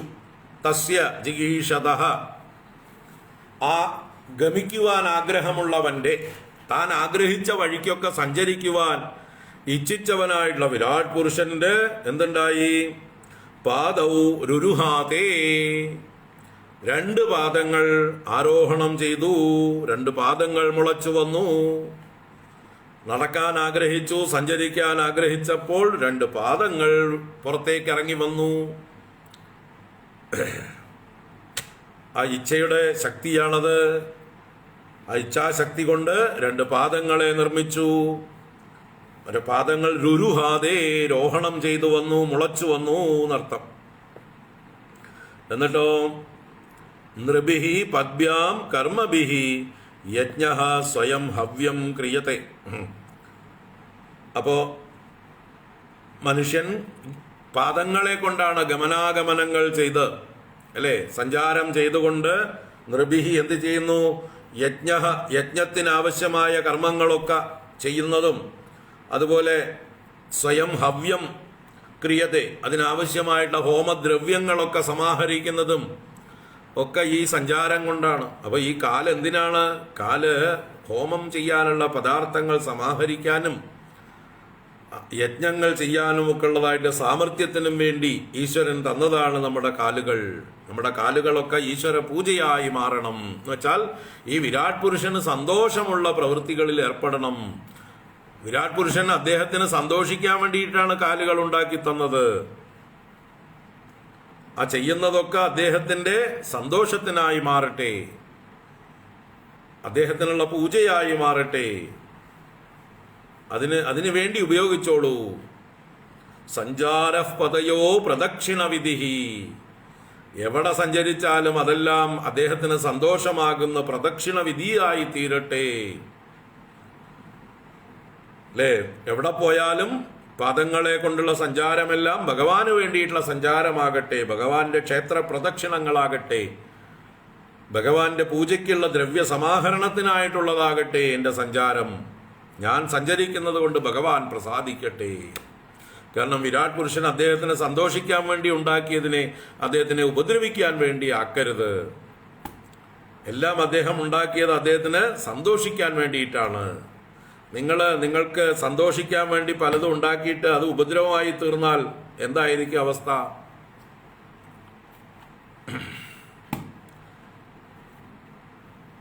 നിങ്ങൾ തന്നെ നിങ്ങളെ ശപിക്കും, അല്ലേ? അവസാനം അതിനെ തന്നെ നിങ്ങൾ നശിപ്പിക്കുകയും ചെയ്യും. പാമ്പിന് പാല് കൊടുത്ത പോലെ, അല്ലേ? അപ്പോൾ അവനവനെ സഹായിക്കാൻ വേണ്ടി ഓരോന്ന് നമ്മൾ ഉണ്ടാക്കുമ്പോൾ അത് തന്നെ വിപരീതമായി മാറുമ്പോൾ നമുക്ക് എത്ര വിഷമമുണ്ടാവും. അതുപോലെയാണ് വിരാട് പുരുഷൻ തനിക്ക് സന്തോഷിക്കാൻ വേണ്ടി ഉണ്ടാക്കിയ ഈ ഉപകരണങ്ങളെ കൊണ്ട് നമ്മൾ അദ്ദേഹത്തിന് ഉപദ്രവം ചെയ്താൽ, നമ്മൾ ചെയ്യുന്നതൊക്കെ അദ്ദേഹത്തിന് സന്തോഷമാകുന്ന പൂജയായി മാറട്ടെ. ഈ വിരാട് പുരുഷനെ സേവിക്കാനായി കൊണ്ട് ഉപയോഗിക്കൂ നിങ്ങളുടെ ഈ പറഞ്ഞ കയ്യും കാലും കണ്ണും മൂക്കും കാതും എല്ലാം തന്നെ അദ്ദേഹത്തിന് സന്തോഷം ഉണ്ടാവട്ടെ. അപ്പോ ഗതിം ജിഗീഷദഃപാദൗരുഹാദേഭികാമികാം പദ്ഭ്യാം യജ്ഞഃ സ്വയം ഹവ്യം കർമ്മഭിക്രിയത്തെ നൃഭിഃ. കർമ്മങ്ങൾക്ക് ആവശ്യമായ ദ്രവ്യങ്ങളൊക്കെ സമാഹരിക്കാൻ വേണ്ടിയിട്ടുള്ള സ്വാതന്ത്ര്യത്തിനാണ് നമുക്ക് കാല് തന്നിരിക്കുന്നത്. കാലെന്തിനു തന്നു ഭഗവാൻ? ഗുരുവായൂരിൽ പോകാനായോ, അല്ലേ? ഗുരുവായൂരിൽ പോകാൻ വേണ്ടിയിട്ടാണ് ഭഗവാൻ കാല് തന്നത് എന്ന് പറയും. ഗുരുവായൂരിൽ പോകുക എന്ന് പറഞ്ഞതിൻ്റെ അർത്ഥം ആ ഗുരുവായൂർ എന്ന ദേശത്തേക്ക് പോകലല്ല, ഭഗവാന്റെ അടുത്തേക്ക് പോകലാണ്. ഭഗവാന്റെ അടുത്തേക്ക് പോവുക എന്ന് പറഞ്ഞാൽ ഭഗവാന് പ്രിയങ്കരമായത് ചെയ്യുക എന്നതാണ്. അപ്പോ നിരഭിദ്യത ശിഷ്ണോ വൈ പ്രജാനന്ദാമൃതാർത്തിനഃ ഉപസ്ഥ ആസീത് കാമാനാം പ്രിയം തദുഭയാശ്രയം. നിരഭിദ്യത ശിഷ്ണോ വൈ പ്രജാനന്ദാമൃതാർത്തിനഃ ഉപസ്ഥ ആസീത് കാമാനാം പ്രിയം തദുഭയാശ്രയം. പ്രജാനന്ദാർത്തിനഃ ശിഷ്ണം നിരഭിദ്യത. പ്രജ, ആനന്ദം, അമൃതം, ഇതിനെ അർത്ഥിച്ചവനായിട്ടുള്ള ആ വിരാട് പുരുഷന്റെ ശിഷ്ണം നിരഭിദ്യത. ശിഷ്ണം എന്നാൽ പ്രത്യുൽപാദന അവയവം, ഗുഹ്യ അവയവം, അത് നിർഭേദിച്ചു വന്നു. അപ്പോൾ ഭഗവാൻ വിരാട് പുരുഷൻ സ്വയം സങ്കല്പിച്ചു, എനിക്ക് പ്രജകളുണ്ടാവണം. അപ്പോൾ പ്രജകളെ ഉൽപ്പാദിപ്പിക്കുവാനായിക്കൊണ്ട് ഉപസ്ഥം അഥവാ പ്രത്യുൽപാദന ഇന്ദ്രിയമുണ്ടാകണം. അതെല്ലാ ജന്തുക്കൾക്കുണ്ട്, എല്ലാ ജീവജാലങ്ങൾക്കുണ്ട്, സസ്യജാലങ്ങൾക്കുണ്ട്. നമുക്ക് കാണാൻ പറ്റില്ല, പലതൊന്നും മാത്രമേ ഉള്ളൂ, അല്ലേ? പല വൃക്ഷങ്ങളുടെയും പ്രത്യുൽപാദന ഇന്ദ്രിയം എന്ന് പറയുന്ന അതിൻ്റെ പൂക്കളായിരിക്കാം, ചിലതിൻ്റെ വേരിലായിരിക്കാം, ചിലതിൻ്റെ തണ്ടിലായിരിക്കാം. ഇവിടെയൊക്കെ പലയിടത്തും പ്രത്യുൽപാദന ഇന്ദ്രിയങ്ങളുണ്ട്. എവിടുന്ന് അതിൻ്റെ വംശം വൃദ്ധിയെ പ്രാപിക്കാൻ കഴിയുമോ അതൊക്കെ അതിൻ്റെ പ്രത്യുൽപാദന ഇന്ദ്രിയങ്ങൾ തന്നെയാണ്. അപ്പോൾ ഈശ്വരൻ്റെ സങ്കല്പം കൊണ്ടാണ് ഇതെല്ലാം ഉണ്ടായി വന്നത്. വിരാട് പുരുഷന്റെ സങ്കല്പം കൊണ്ട് എല്ലാ ജീവജാലങ്ങളിലും മനുഷ്യരിലും ആദ്യം വിരാട് പുരുഷനായ തനിക്കും പ്രത്യുൽപാദന ഇന്ദ്രിയം ഉണ്ടായി. ശിഷ്ണം നിരവിദ്യ. അപ്പൊ പ്രജയും വേണം, ആനന്ദം. ആ പ്രത്യുൽപാദന പ്രക്രിയയിൽ ആനന്ദത്തെയും വെച്ചു. ആനന്ദം ഉണ്ടെങ്കിലേ ഇവിടെ പ്രത്യുൽപാദനം നടക്കുകയുമുള്ളൂ. അതുകൊണ്ട് ആ ഇന്ദ്രിയത്തിൽ ആനന്ദം എന്നുള്ളതായിട്ടുള്ളൊരു വിഷയത്തെ വെച്ചു. അതില്ലെങ്കിൽ ആരെങ്കിലും ഈ ഗർഭധാരണത്തിനും സന്തതികളെ ജനിപ്പിച്ച് അവയുടെ ഭാരം താങ്ങാനും ആരെങ്കിലും തയ്യാറാവുമോ? അപ്പോൾ ഈ ഒരു സുഖം അതിൽ നിറച്ചു വെച്ചതുകൊണ്ട് ആ സുഖത്തിന് വേണ്ടി ജന്തുക്കൾ, ജീവജാലങ്ങൾ, മനുഷ്യർ എല്ലാവരും പരസ്പരം ആ പ്രത്യുൽപാദന പ്രക്രിയയോട് ചേർന്ന് ആനന്ദം അനുഭവിക്കുന്നു. ആനന്ദവും അതിൽ പ്രയോജനമാണ്. അപ്പോൾ പ്രജ, ആനന്ദം, അമൃതം. അമൃതം എന്നുള്ളതുകൊണ്ട് മോക്ഷം എന്നുള്ള അല്ലെങ്കിൽ സ്വർഗം മുതലായിട്ടുള്ള ഗതി അതിനും സഹായിക്കും. ഇതിനെ ജയിച്ചു കഴിഞ്ഞാൽ മോക്ഷത്തിലേക്കും പോകാം. ഈ ഇന്ദ്രിയത്തെ തന്നെ ആവശ്യത്തിന് ഉപയോഗിച്ചു കഴിഞ്ഞാൽ അതിനെ ജയിക്കാൻ ഉള്ള സാമർഥ്യവും വേണം. ഒരു പരിധി കഴിഞ്ഞാൽ അതിനെ ജയിക്കാൻ കഴിയണം. അതിന് അടിമയാവാതെ ഈ പ്രകൃതിയിലെ വംശവൃദ്ധിക്ക് വേണ്ടി ഈശ്വരൻ നിർമ്മിച്ചതാണ് ഈ ഉപകരണങ്ങളൊക്കെ. അതിൻ്റെ ആവശ്യം കഴിഞ്ഞു കഴിയുമ്പോൾ അതുകൊണ്ടുണ്ടായ ആനന്ദവും ആവശ്യത്തിന് അനുഭവിച്ചു കഴിഞ്ഞ് അതിലൊക്കെ വിരക്തി വരണം. എന്നിട്ട് മോക്ഷത്തിനായിട്ടുള്ള ആ ഒരു യോഗ്യത നേടണം. അപ്പം ഈ ഇന്ദ്രിയത്തെ ജയിച്ചാലേ മോക്ഷം നേടാനും സാധിക്കുള്ളൂ. അപ്പോൾ അമൃത അർത്ഥിനഹ പ്രജാ ആനന്ദം അമൃതം ഇതൊക്കെ ആഗ്രഹിച്ചതായിട്ടുള്ള വിരാട് പുരുഷന്റെ ശിഷ്ണം ഭേദിച്ചു വന്നു, ശിഷ്ണമുണ്ടായി വന്നു. അതിൽ ഉപസ്ഥഹ ആസീത്, ഉപസ്ഥം എന്ന ഇന്ദ്രിയം ഉണ്ടായി. ശിഷ്ണം എന്നുള്ളത് ആ ലിംഗം, അതിൽ ശക്തിയാണ്, അതിനുള്ള പ്രവർത്തന ശേഷിയാണ് ഉപസ്ഥം എന്ന് പറയുന്നത് ഇന്ദ്രിയം. കാമാനാം പ്രിയം തതുഭയാശ്രയം. ആ ഇന്ദ്രിയത്തെയും ദേവതയെയും ആശ്രയിച്ചുകൊണ്ടാണ് ഈ കാമികൾക്കെല്ലാം ഇഷ്ടം ഉണ്ടാകുന്നത്, അവർക്ക് പ്രീതി ഉണ്ടാകുന്നത്, സന്തോഷം ഉണ്ടാകുന്നത്. അപ്പൊ ഇതിനെ ആശ്രയിച്ചിരിക്കുന്നു. നിരഭിദ്യത ശിഷ്ണോ വൈ പ്രജാനന്ദാമൃതാർത്ഥിനഃ ഉപസ്ഥ ആസീത് കാമാനാം പ്രിയം തതുഭയാശ്രയം. ഉത്സിസൃക്ഷോഃ ധാതുമലം നിരഭിദ്യത വൈ ഗുദം തതഃ പായുസ്തതോ മിത്രഃ ഉത്സർഗ ഉഭയാശ്രയഃ. ഉത്സിസൃക്ഷോഃ ധാതുമലം, ധാതുമലം നമ്മൾ കഴിക്കുന്ന ഭക്ഷണത്തിലെ ഉപയോഗശൂന്യമായിട്ടുള്ള മലം, ധാതുക്കളുടെ മലം, അതിനെ ഉത്സിസൃക്ഷോഹോ, ഉത്സിസൃക്ഷു എന്ന് പറഞ്ഞാൽ ഉത്സർജിതം ഇച്ചു, വിസർജിക്കുവാൻ, ഉത്സർജിക്കുവാൻ, പുറന്തള്ളുവാൻ ആഗ്രഹിക്കുന്നവൻ. അപ്പൊ വേസ്റ്റ് പുറന്തള്ളാനുള്ള ഔട്ട്ലെറ്റുകൾ ഉണ്ടാവണം എന്ന് സങ്കല്പിച്ചു. അല്ലേ? നമ്മൾ ചിലപ്പോൾ അബദ്ധം ചെയ്യാറുണ്ട്. വീടൊക്കെ കെട്ടി, ചുമരൊക്കെ കെട്ടി നല്ല ഭദ്രമാക്കി വെക്കും. അടുക്കളയിലൊക്കെ ചുമരൊക്കെ സേഫാക്കി ഭദ്രമാക്കി വെക്കും. എപ്പോഴെങ്കിലും എന്തെങ്കിലും കാരണം കുറിച്ച് വെള്ളം ലീക്കായി കഴിഞ്ഞാൽ, വല്ല വാട്ടർ ടാങ്കോ ടാപ്പോ പൊട്ടിയിട്ടോ വെള്ളം ലീക്കായി റൂം മുഴുവൻ വെള്ളമായാൽ ആ വെള്ളം ഒഴുകിപ്പോകാനുള്ള വഴി പോലും ഇല്ല. അഴുക്ക് വെള്ളം ഒഴുകിപ്പോകാനും വഴിയില്ല. എന്താവും? അവിടെ കെട്ടിക്കിടന്ന് നാറും, അല്ലെങ്കിൽ പിന്നെ പണി കൂടും. അപ്പം അതിനെന്ത് ചെയ്താൽ മതി? ഒരു ഔട്ട്ലെറ്റ് വെച്ചാൽ മതി, ഒരു ചാല്, ഒരു പൈപ്പ്, ഒരു ഓപ്പണിങ്. ആ വഴിക്കത് ഔട്ട്ലെറ്റ് പൊക്കോളും, അഴുക്ക് ജലമൊക്കെ പൊക്കോളും, ആവശ്യമില്ലാത്ത വെള്ളമൊക്കെ അതിലേ പൊക്കോളും. അതുപോലെ വിരാട് പുരുഷൻ ആദ്യം സങ്കല്പിച്ചു, ഇതിനകത്തുള്ളതായിട്ടുള്ള ആവശ്യമില്ലാത്ത വസ്തുക്കളൊക്കെ എനിക്ക് പുറന്തള്ളണം, അതിനൊരു ഔട്ട്ലെറ്റ് വേണം. അതാണ് എന്ത്? വിസർജനേന്ദ്രിയം. അതാണ് ധാതുമലം ഉത്സിസൃക്ഷോഹോ ഗുദം നിരഭിദ്യത. ഗുദം എന്ന് പറഞ്ഞാൽ വിസർജനേന്ദ്രിയം. ആ ഇന്ദ്രിയദ്വാരം ആദ്യം പിളർന്നു വന്നു. ഒന്നായി അവിടെ ഓട്ടയൊന്നും ഉണ്ടായിരുന്നില്ല, ഭഗവാൻ തുറന്നു ആ വഴിക്കൊരു പൈപ്പിടാൻ. ഗുദം നിരഭിദ്യത. തതഃ പായുഹു, അവിടെ പായു എന്ന ശക്തി ഇന്ദ്രിയം ഉണ്ടായി. ആ പായു എന്ന ഇന്ദ്രിയമാണ് ഈ വിസർജനം പുറന്തള്ളുന്ന യന്ത്രം. അതിലൂടെയാണ്, ആ ശക്തി കൊണ്ടാണ് എല്ലാം പുറന്തള്ളാൻ കഴിയുന്നത്. തതഃ മിത്രഃ, അവിടെ മിത്രൻ എന്ന ദേവതയും ഉണ്ടായി. മിത്രൻ എന്ന് പറഞ്ഞാൽ യമൻ തന്നെയാണ്, യമന്റെ പര്യായമാണ്. സൂര്യന്റെ പുത്രനാണ്, അതുകൊണ്ട് സൂര്യന്റെ പേര് തന്നെ മൂപ്പർക്ക് കിട്ടും. സൂര്യനും മിത്രനാണ്, സൂര്യപുത്രന്മാരും ഒക്കെ മിത്രന്മാരായിട്ട് കണക്കാക്കാം. അച്ഛനും മക്കളും ഒന്ന് തന്നെയാണെന്ന് വേദം പറയുന്നുണ്ട്.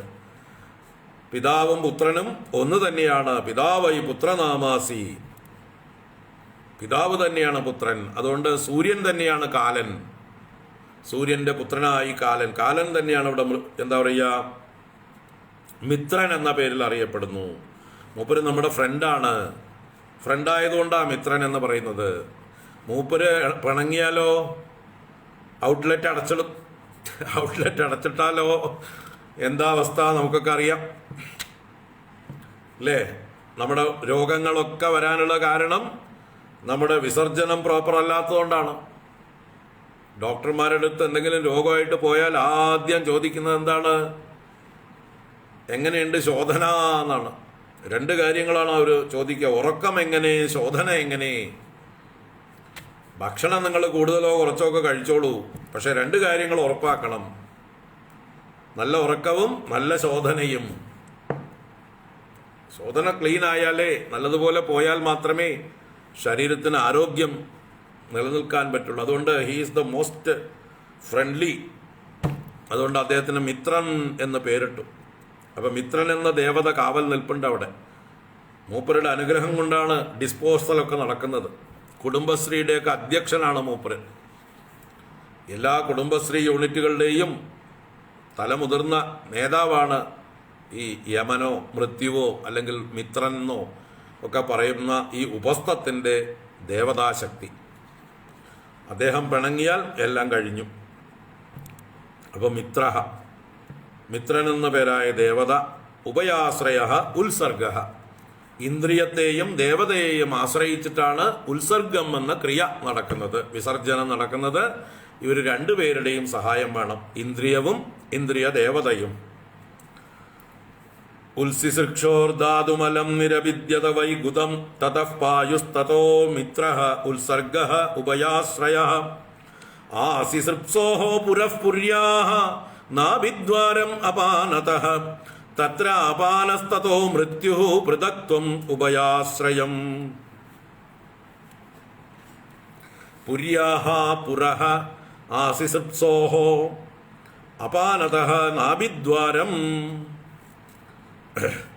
ആസിസൃപ്സു എന്ന് പറഞ്ഞാൽ സിസൃപ്സ എന്ന് പറഞ്ഞാൽ സരിതും ഇച്ഛ, സഞ്ചരിക്കുവാനുള്ള ആഗ്രഹമാണ് സിസൃപ്സ. അതുള്ളവൻ സിസൃപ്സു. അവനെയാണ് ഇവിടെ പറഞ്ഞത്. സിസൃപ്സയുള്ളവന്റെ, ആസിസൃപ്സോഹോ, നന്നായി സഞ്ചരിക്കാൻ വ്യാപിക്കാൻ ആഗ്രഹിക്കുന്നവൻ. അങ്ങനെയുള്ള പുരുഷന് പുരിയിൽ നിന്ന് പുരിയിലേക്കുള്ള സഞ്ചാരം, ഒരു പുരിയിൽ നിന്ന് മറ്റൊരു അന്യപുരിയിലേക്കുള്ളതായിട്ടുള്ള സഞ്ചാരം, അതിന് അപാനതഃ നാഭിദ്വാരം, അപാനവായുവിൽ നിന്ന് നാഭിദ്വാരം ഉണ്ടായി എന്നാണ്. അപ്പൊ നാഭിദ്വാരം ഉണ്ടായിരിക്കുന്നത് ഈ ശരീരത്തിൽ നിന്ന് മറ്റൊരു ശരീരത്തിലേക്ക് സഞ്ചരിക്കാൻ വേണ്ടിയിട്ടാണത്രേ. അതാണ് അമ്മമാരുടെ അല്ലേ ഗർഭപാത്രത്തിൽ മക്കൾക്ക് പ്രാണൻ പകർന്നു കൊടുക്കുന്നത്, എല്ലാ പോഷകവും പകർന്നു കൊടുക്കുന്നത് ആ നാഭീബന്ധത്തിലൂടെയാണ്. അപ്പോൾ നാഭിദ്വാരത്തിന് ഒരു ശരീരത്തിൽ നിന്ന് മറ്റൊരു ശരീരത്തിലേക്ക് ആ ജീവചൈതന്യത്തെ കടത്തിവിടാൻ, നിലനിർത്താൻ ഒക്കെ ആയിട്ടുള്ള ഒരു സഹായമായിട്ടാണ് ഇവിടെ പറഞ്ഞിരിക്കുന്നത്. അപ്പോൾ പുരിയിൽ നിന്ന് പുരിയിലേക്ക് സഞ്ചരിക്കാൻ ആഗ്രഹിക്കുന്ന പുരുഷന് അപാനവായുവിൽ നിന്ന് നാഭിദ്വാരമുണ്ടായി. തത്ര അപാനഃ തതഃ മൃത്യുഃ. ആ നാഭിദ്വാരത്തില് അപാനൻ എന്ന ഇന്ദ്രിയം ഉണ്ടായി. അപാനൻ എന്ന് പറഞ്ഞാൽ താഴേക്ക് നയിക്കുന്നവനാണ്, പുറത്തേക്കോ താഴേക്കോ നയിക്കുന്ന ശക്തിയാണ് അപാനശക്തി. അപനയതീതി അപാനഃ, ആ പുറത്തേക്ക് തള്ളാനുള്ള ശക്തി. തതഃ മൃത്യുഃ, അവിടെ മൃത്യു എന്ന ദേവതയും ഉണ്ടായി. പൃഥക്ത്വം ഉഭയാശ്രയഃ, വേറിടുക, ദേഹവിയോഗമുണ്ടാവുക എന്നൊക്കെ ഇത് രണ്ടിനെയും ആശ്രയിച്ചിരിക്കുന്നു. ഈ ഇന്ദ്രിയം, അപാനൻ എന്ന ഇന്ദ്രിയത്തെയും മൃത്യു എന്ന ദേവതയെയും ആശ്രയിച്ചിരിക്കുന്നു. ഈ ദേഹത്തിൽ നിന്ന് ആത്മാവ് അല്ലെങ്കിൽ ജീവൻ വേറിടുക എന്നുള്ളതായിട്ടുള്ള തത്വം എന്ന് പറയണം. ആസിസൃപ്സോഹോ പുരഃ പുര്യാഃ നാഭിദ്വാരം അപാനതഃ തത്ര അപാനസ്തതോ മൃത്യുഃ പൃഥക്ത്വം ഉഭയാശ്രയം. ആദിൽ സോരന്നപാനാനാം ആസൻ കുക്ഷി അന്ത്രനാടയഃ നദ്യഃ സമുദ്രാശ്ച തയോഃ തുഷ്ടിഃ പുഷ്ടിഃ തദാശ്രയഃ. അന്നപാനാനാം ആദിൽസോഃ, അന്നം പാനം മുതലായത് ആദിൽസു എന്ന് പറഞ്ഞാൽ ആദാതുമിച്ചു, സ്വീകരിക്കാൻ ആഗ്രഹിക്കുന്നവൻ. അന്നപാനങ്ങൾ സ്വീകരിക്കാൻ ആഗ്രഹിക്കുന്ന ആൾക്ക്, ആ പുരുഷന് കുക്ഷി ആന്ധ്രനാടയഃ, കുക്ഷിയും അന്നപാനങ്ങൾ ശേഖരിക്കാനുള്ള ഉദരം കുക്ഷി, ആന്ധ്രനാടയഃ ആന്തരിക അവയവങ്ങൾ, വൻകുടല്, ചെറുകുടല്, ആമാശയം, അതിനോട് ബന്ധപ്പെട്ട നാഡികള്, ഇതൊക്കെ ഉരുത്തിരിഞ്ഞു വന്നു എന്നാണ്. അപ്പോൾ കഴിക്കുന്ന ഭക്ഷണത്തെ അതിൻ്റെ രീതിയിൽ, വേണ്ട രീതിയിൽ പാചകം ചെയ്യാനും സർക്കുലേറ്റ് ചെയ്യാനും ഒക്കെ ആവശ്യമായിട്ടുള്ള ആന്തരികമായിട്ടുള്ള നാഡികൾ, ആന്ധ്രനാടയഃ ഉൽപ്പന്നമായി അന്നപാനങ്ങൾ സ്വീകരിക്കാൻ ആഗ്രഹിച്ചപ്പോൾ. അടുക്കള തയ്യാറായി എന്നർത്ഥം. വിരാട് പുരുഷന്റെ അടുക്കളയാണ്, അല്ലേ, നമ്മുടെ ഓരോരുത്തരുടെയും അടുക്കളയാണ് നമ്മുടെ കുക്ഷി. അവിടെ അതിനുള്ള ഉപകരണങ്ങളാണ് ആന്തരിക അവയവങ്ങളൊക്കെ. ഇപ്പോൾ ആന്ധ്രനാടയ, അതുപോലെ നദ്യ സമുദ്രാഹാച്ച്, നദികളും സമുദ്രങ്ങളും വിരാട് പുരുഷന്റെ കുക്ഷിയിലാണ്. നദികളും സമുദ്രങ്ങളും തയോഹോ തദാശ്രയേ തുഷ്ടിഹി പുഷ്ടിഹി, ഇത് രണ്ടിനെയും ആശ്രയിച്ചുകൊണ്ടാണ് എന്ന് വെച്ചാലോ ഈ നദികളെയും സമുദ്രങ്ങളെയും പോലെയുള്ള കുക്ഷിയും അതിലെ ഇന്ദ്രിയ ശക്തികളെയും അഥവാ ആന്ധ്രനാടികളെയും ആശ്രയിച്ചാണ് തുഷ്ടിയും പുഷ്ടിയും ഇരിക്കുന്നത്. നമ്മൾ ഭക്ഷണം കഴിക്കുമ്പോൾ നമുക്ക് സന്തോഷം ഉണ്ടാവുന്നുണ്ട്, നമുക്ക് പോഷണം ഉണ്ടാകുന്നുണ്ട്. ഇത് ആന്തരിക അവയവങ്ങളെ ആശ്രയിച്ചുകൊണ്ടാണ് എന്ന് പറയണം. നിദിദ്യാസോരാത്മമായാം ഹൃദയം നിരഭിദ്യത തതോ മനസ്തതശ്ചന്ദ്രഃ സങ്കൽപഃ കാമയേവ ച. ആത്മമായാം നിദിദ്യാസോഹോ, തൻ്റെ മായയെക്കുറിച്ച് നിദിദ്യാസം ചെയ്യാനിച്ഛിക്കുന്നവൻ, നിദിദ്യാസുഹു നല്ലതുപോലെ ധ്യാനം ചെയ്യാൻ ഇച്ഛിക്കുന്നവൻ, വിചാരം ചെയ്യാൻ ഇച്ഛിക്കുന്നവൻ, ചിന്തിക്കാൻ ഇച്ഛിക്കുന്നവൻ. അപ്പൊ തൻ്റെ തന്നെ വൈഭവത്തെക്കുറിച്ച് ചിന്തിക്കാൻ ഇച്ഛിക്കുന്നതായിട്ടുള്ള പുരുഷന്, വിരാട് പുരുഷന് ഹൃദയം നിരഭിദ്യത, ആ ചിന്തിക്കുവാനുള്ള ധ്യാനിക്കുവാനുള്ള കേന്ദ്രമായ ഹൃദയം എന്ന സ്ഥാനം, അധിഷ്ഠാനം നിരഭിദ്യത ഭേദിച്ചു വന്നു, ഉണ്ടായി വന്നു. തതഃ മനഃ, ആ ഹൃദയത്തിലാണ് മനസ്സ് എന്ന ഇന്ദ്രിയം പ്രവർത്തിക്കുന്നത്. മനസ്സിനിരിക്കാനുള്ള ഇരിപ്പിടമാണ് ഇവിടെ ഹൃദയം. തതഃ ചന്ദ്രഃ, ആ മനസ്സിന്റെ ദേവത ആരാണ്? ചന്ദ്രനാണ്. മനസ്സോ ദേവത ചന്ദ്രമാ, മനസ്സിന്റെ ദേവത ചന്ദ്രമസ്സാണ്. വിരാട് പുരുഷ സൂക്തത്തിലും പറയും ചന്ദ്രമാ മനസോ ജാതഃ, ചന്ദ്രമസ് വിരാട് പുരുഷന്റെ മനസ്സിൽ നിന്ന് ജാതനായി. ചന്ദ്രമാ മനസോ ജാതഃ ചക്ഷോർ സൂര്യോ അജായത, ആ വിരാട് പുരുഷന്റെ കണ്ണുകളിൽ നിന്ന് സൂര്യനുണ്ടായി എന്ന് പുരുഷ സൂക്തം പറയുമ്പോൾ അവിടെ മനസ്സിൽ നിന്നാണ് ചന്ദ്രനുണ്ടായത് എന്ന് പറയുന്നത്. അവിടെ മനസ്സും ചന്ദ്രനും പരസ്പര പൂരക ശക്തികളാണ്. മനസ്സിന്റെ ദേവത ചന്ദ്രനാണ്. അതുകൊണ്ടാണ് മാനസിക രോഗം വന്നു കഴിഞ്ഞാൽ, അല്ലെ, ചന്ദ്രനുമായി ബന്ധപ്പെടുത്തി ലുനാറ്റിക് അസൈലം എന്നാ പറയുന്നത്. ലൂണാർ എന്ന് പറഞ്ഞാൽ ചന്ദ്രനാണ്. ചന്ദ്രനോട് ബന്ധപ്പെട്ടത് ലുനാറ്റിക് എന്ന് പറയണം. ചന്ദ്രൻ കോപിച്ചാൽ, അല്ലെ, മാനസിക രോഗമുണ്ടാകുമ്പോൾ അവൻ ഭ്രാന്തൻ എന്ന് പറയുന്നു. അവന് ഭ്രാന്തനെ ഗ്രീക്ക് ഭാഷയിൽ ലുനാറ്റിക് എന്നാ പറയുന്നത്. നമ്മുടെ ഭാരതീയ സംസ്കാരം തന്നെയാണ് അവരും ഉൾക്കൊണ്ടിരിക്കുന്നത്. ചന്ദ്രനോട് ബന്ധപ്പെടുത്തിയിരിക്കണു. ചന്ദ്രന്റെ എന്താ പറയുക, പൗർണമിയും അമാവാസിയും എങ്ങനെയാണ് വേലിയേറ്റ വേലിയിറക്കങ്ങൾ ഉണ്ടാക്കുന്നത്, അതുപോലെ മനുഷ്യ മനസ്സുകളിൽ വേലിയേറ്റ വേലിയിറക്കങ്ങൾ ഉണ്ടാക്കുന്നു. ഉന്മാദവും വിഷാദവും ഉണ്ടാകുന്നത് പൗർണമിക്ക് ഉന്മാദവും അമാവാസിക്ക് വിഷാദവും ഈ മാനസിക രോഗമുള്ളവർക്ക് സാധാരണമാണ്. നമ്മൾ തമാശയായിട്ടെങ്കിലും പറയും ചിലരെ, എന്തെങ്കിലും വിഡ്ഢിത്തരങ്ങൾ പറഞ്ഞാൽ, എന്താ അമാവാസി ആയോ, അല്ലേ, മരുന്ന് കഴിച്ചില്ലേ എന്നൊക്കെ ചോദിക്കും. അമാവാസിക്ക് സൂക്ഷിക്കണം. ആ വയലന്റ് ആവുന്ന സന്ദർഭങ്ങളൊക്കെ ഈ അമാവാസിക്കോ പൗർണമിക്കോ ഒക്കെയാണ് ഉണ്ടാവുക. ചന്ദ്രന്റെ സ്വാധീനമാണ്. മനസ്സോ ദേവത ചന്ദ്രമ, മനസ്സിന്റെ ദേവനാണ് ചന്ദ്രൻ. ഇപ്പൊ ഇവിടെ ചന്ദ്രൻ എന്ന അധിഷ്ഠാന ദേവതയും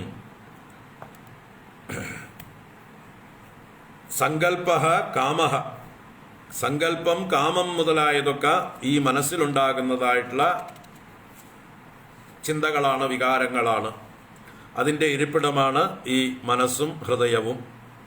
അപ്പോൾ ചിന്തിക്കാൻ ആഗ്രഹിച്ച, വികാരങ്ങളെ പ്രാപിക്കാനും ചിന്തിക്കാനും ആഗ്രഹിച്ചതായിട്ടുള്ള വിരാട് പുരുഷന് ഹൃദയമുണ്ടായി. ആ ഹൃദയത്തിൽ മനസ്സും മനസ്സിന് ദേവതയായി ചന്ദ്രനും അവിടെ പദാർത്ഥങ്ങളെക്കുറിച്ചിട്ടുള്ള സങ്കല്പങ്ങളും അഭിലാഷങ്ങളും കാമനകളുമെല്ലാം ആവിർഭവിച്ചു എന്ന് പറയണം.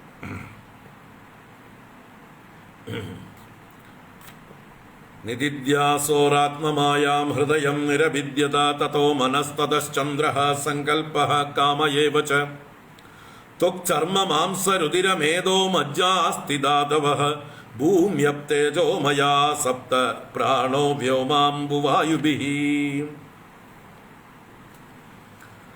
ഇനി ഏകദേശം ഇന്ദ്രിയങ്ങളെക്കുറിച്ചും മറ്റുമൊക്കെ വർണ്ണിച്ചു കഴിഞ്ഞു.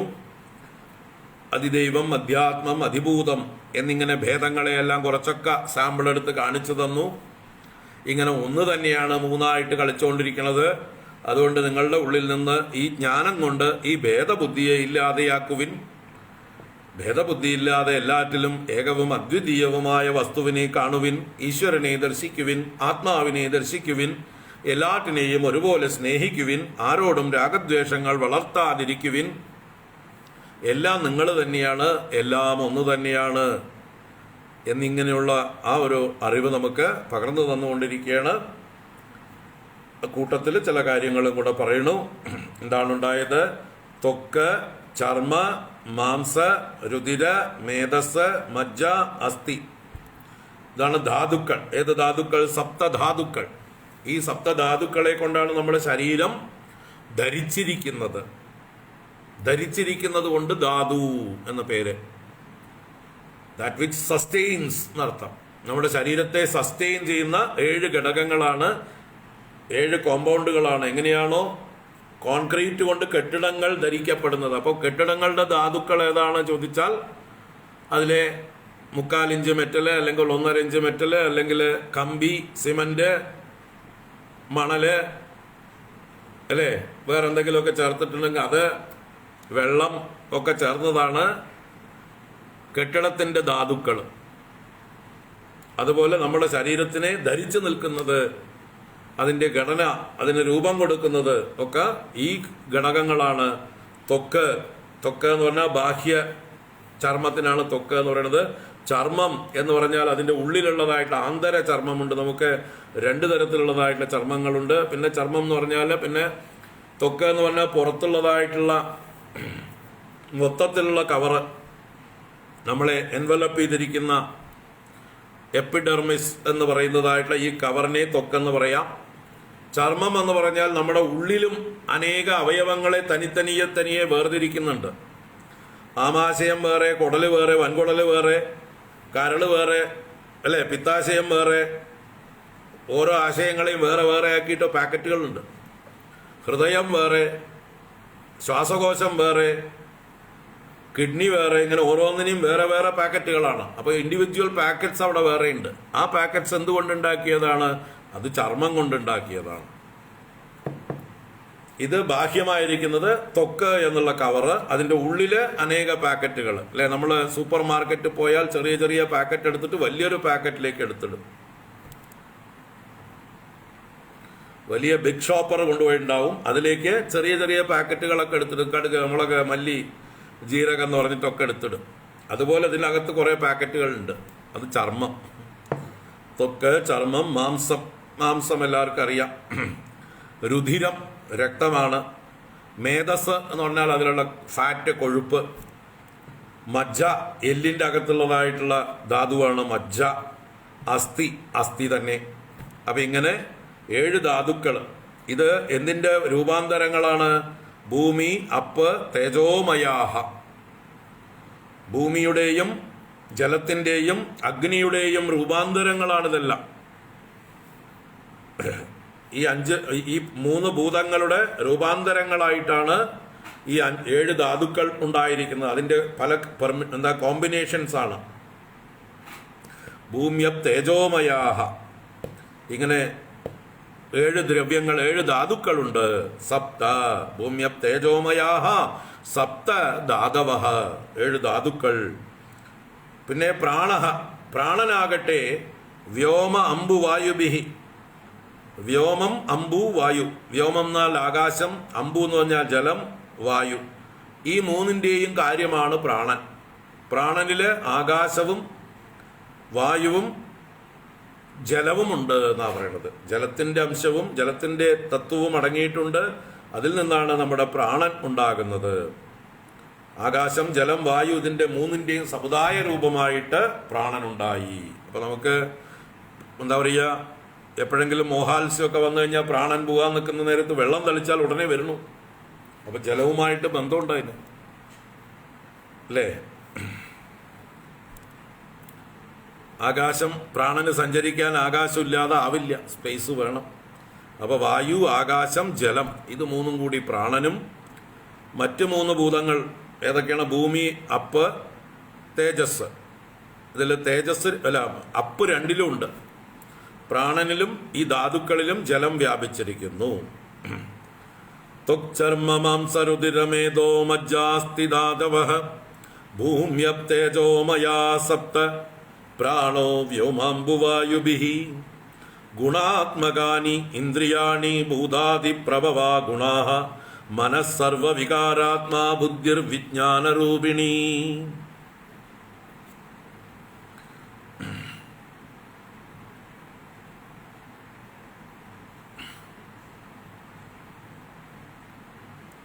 ഗുണാത്മകാനി ഇന്ദ്രിയാണി ഭൂതാദിപ്രഭവാ ഗുണാഃ മനഃ സർവവികാരാത്മാ ബുദ്ധിർവിജ്ഞാനരൂപിണീ.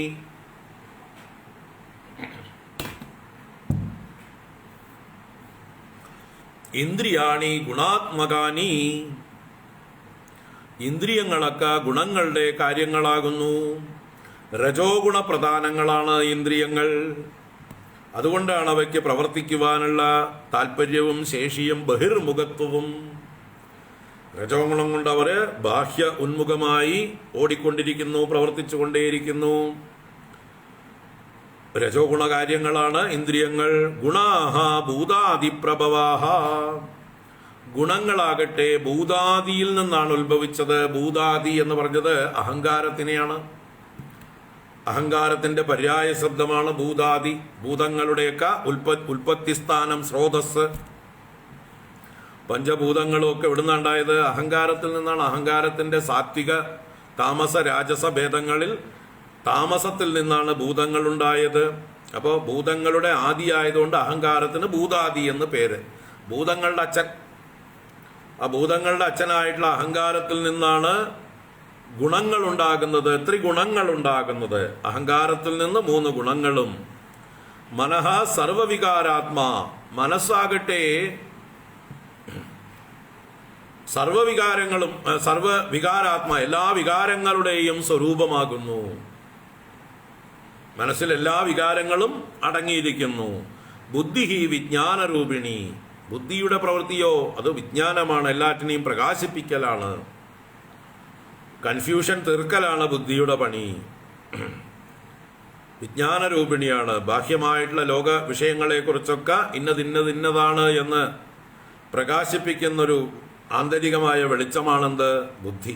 അപ്പോൾ ബുദ്ധി വിജ്ഞാനരൂപിണി, മനസ്സ് സർവവികാരാത്മാവാണ്, ഇന്ദ്രിയങ്ങൾ ഗുണാത്മകങ്ങൾ തന്നെയാണ്. എല്ലാ ഗുണങ്ങളും അഹങ്കാരത്തിൽ നിന്ന് ഉണ്ടായതാണ്. അപ്പം ഇതെല്ലാം ഒരിടത്തു നിന്ന് തന്നെ വന്നതാണെന്ന് സ്ഥാപിക്കാൻ വേണ്ടിയിട്ടാണ് ഇത്രയൊക്കെ വിശദമായി പറയുന്നത്. എല്ലാറ്റിൻ്റെയും സ്രോതസ് ഒന്ന് തന്നെയാണ്. ആ ഒന്ന് തന്നെ പലതായി തീർന്നതാണ്. സംശയം വേണ്ട, സംശയം വേണ്ട, സംശയം വേണ്ട. ഏതദ് ഭഗവതോ രൂപം സ്ഥൂലം തേ വ്യാഹൃതം മയാ മഹ്യാദിഭിശ്ച ആവരണൈഃ അഷ്ടഭിർബഹിരാവൃതം. ഏതത് ഭഗവതോ രൂപം സ്ഥൂലം, ഇത് ഭഗവാന്റെ സ്ഥൂല രൂപമാകുന്നു, വിരാട് പുരുഷന്റെ സ്ഥൂല രൂപമാകുന്നു, നാരായണന്റെ ആദിനാരായണന്റെ സ്ഥൂല രൂപമാകുന്നു ഇത്. മഹ്യാദിഭിഃ അഷ്ടഭിഃ ആവരണൈഃ ബഹിഃ ആവൃതം.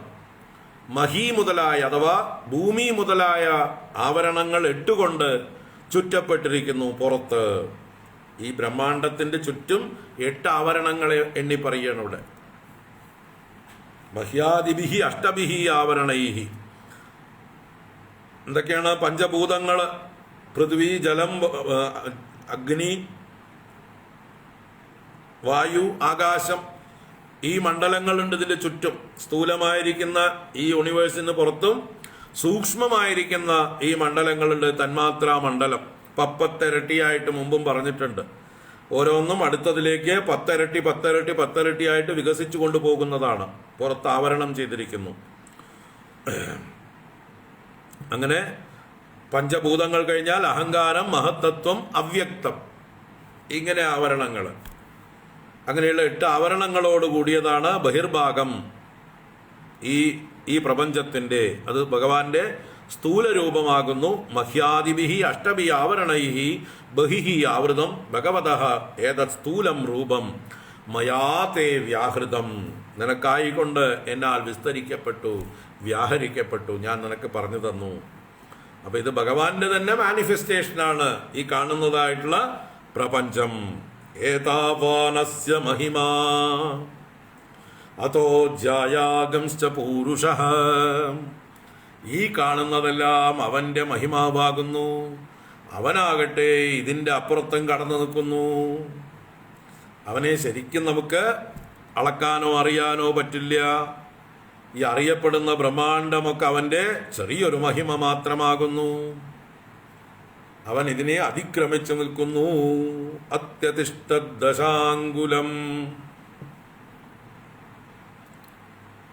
അപ്പോൾ ആ ഭഗവാൻ നാരായണന്റെ സ്ഥൂല രൂപമാണ് ഈ പ്രപഞ്ചം. അതിലുള്ള ആധ്യാത്മിക, ആദിഭൗതിക, ആദിദൈവികങ്ങളായ ഭേദങ്ങളെല്ലാം ഏകം തന്നെയാണ്. ഏകത്തിൽ ആരോപിതമായിട്ടുള്ളതാണ്. ഓരോ സൗകര്യത്തിന് വേണ്ടി വിരാട് പുരുഷൻ സ്വയം സങ്കല്പിച്ച് തന്നിൽ തന്നെ പലതുണ്ടാക്കിയതാണ്. അപ്പോൾ ഈ പലത് കാണുമ്പോഴും നിങ്ങളുടെ ഭ്രമം കുറയ്ക്കൂ. ഏകത്വത്തെ കണ്ടെത്താൻ ശ്രമിക്കൂ. ഏകത്വത്തിൽ മനസ്സിനെ ഉറപ്പിക്കൂ. സത്യം പരം ധീമഹി. ആ പരമസത്യത്തെ നിങ്ങൾ നിരന്തരം അനുസന്ധാനം ചെയ്യുവിൻ. ഇവിടെ നിൽക്കട്ടെ, നമുക്ക് തുടർന്ന് നാളെ കാണാം. ഓം കായേന വാചാ മനസേന്ദ്രിയൈർവാ ബുദ്ധ്യാത്മനാ വാ പ്രകൃതേ സ്വഭാവാത് കരോമി യദ്യത് സകലം പരസ്മൈ നാരായണായേതി സമർപ്പയാമി.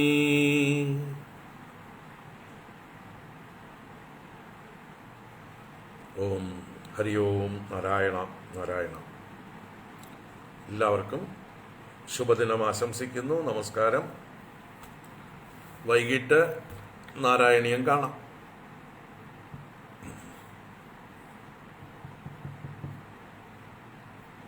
നാരായണ നാരായണ നാരായണ.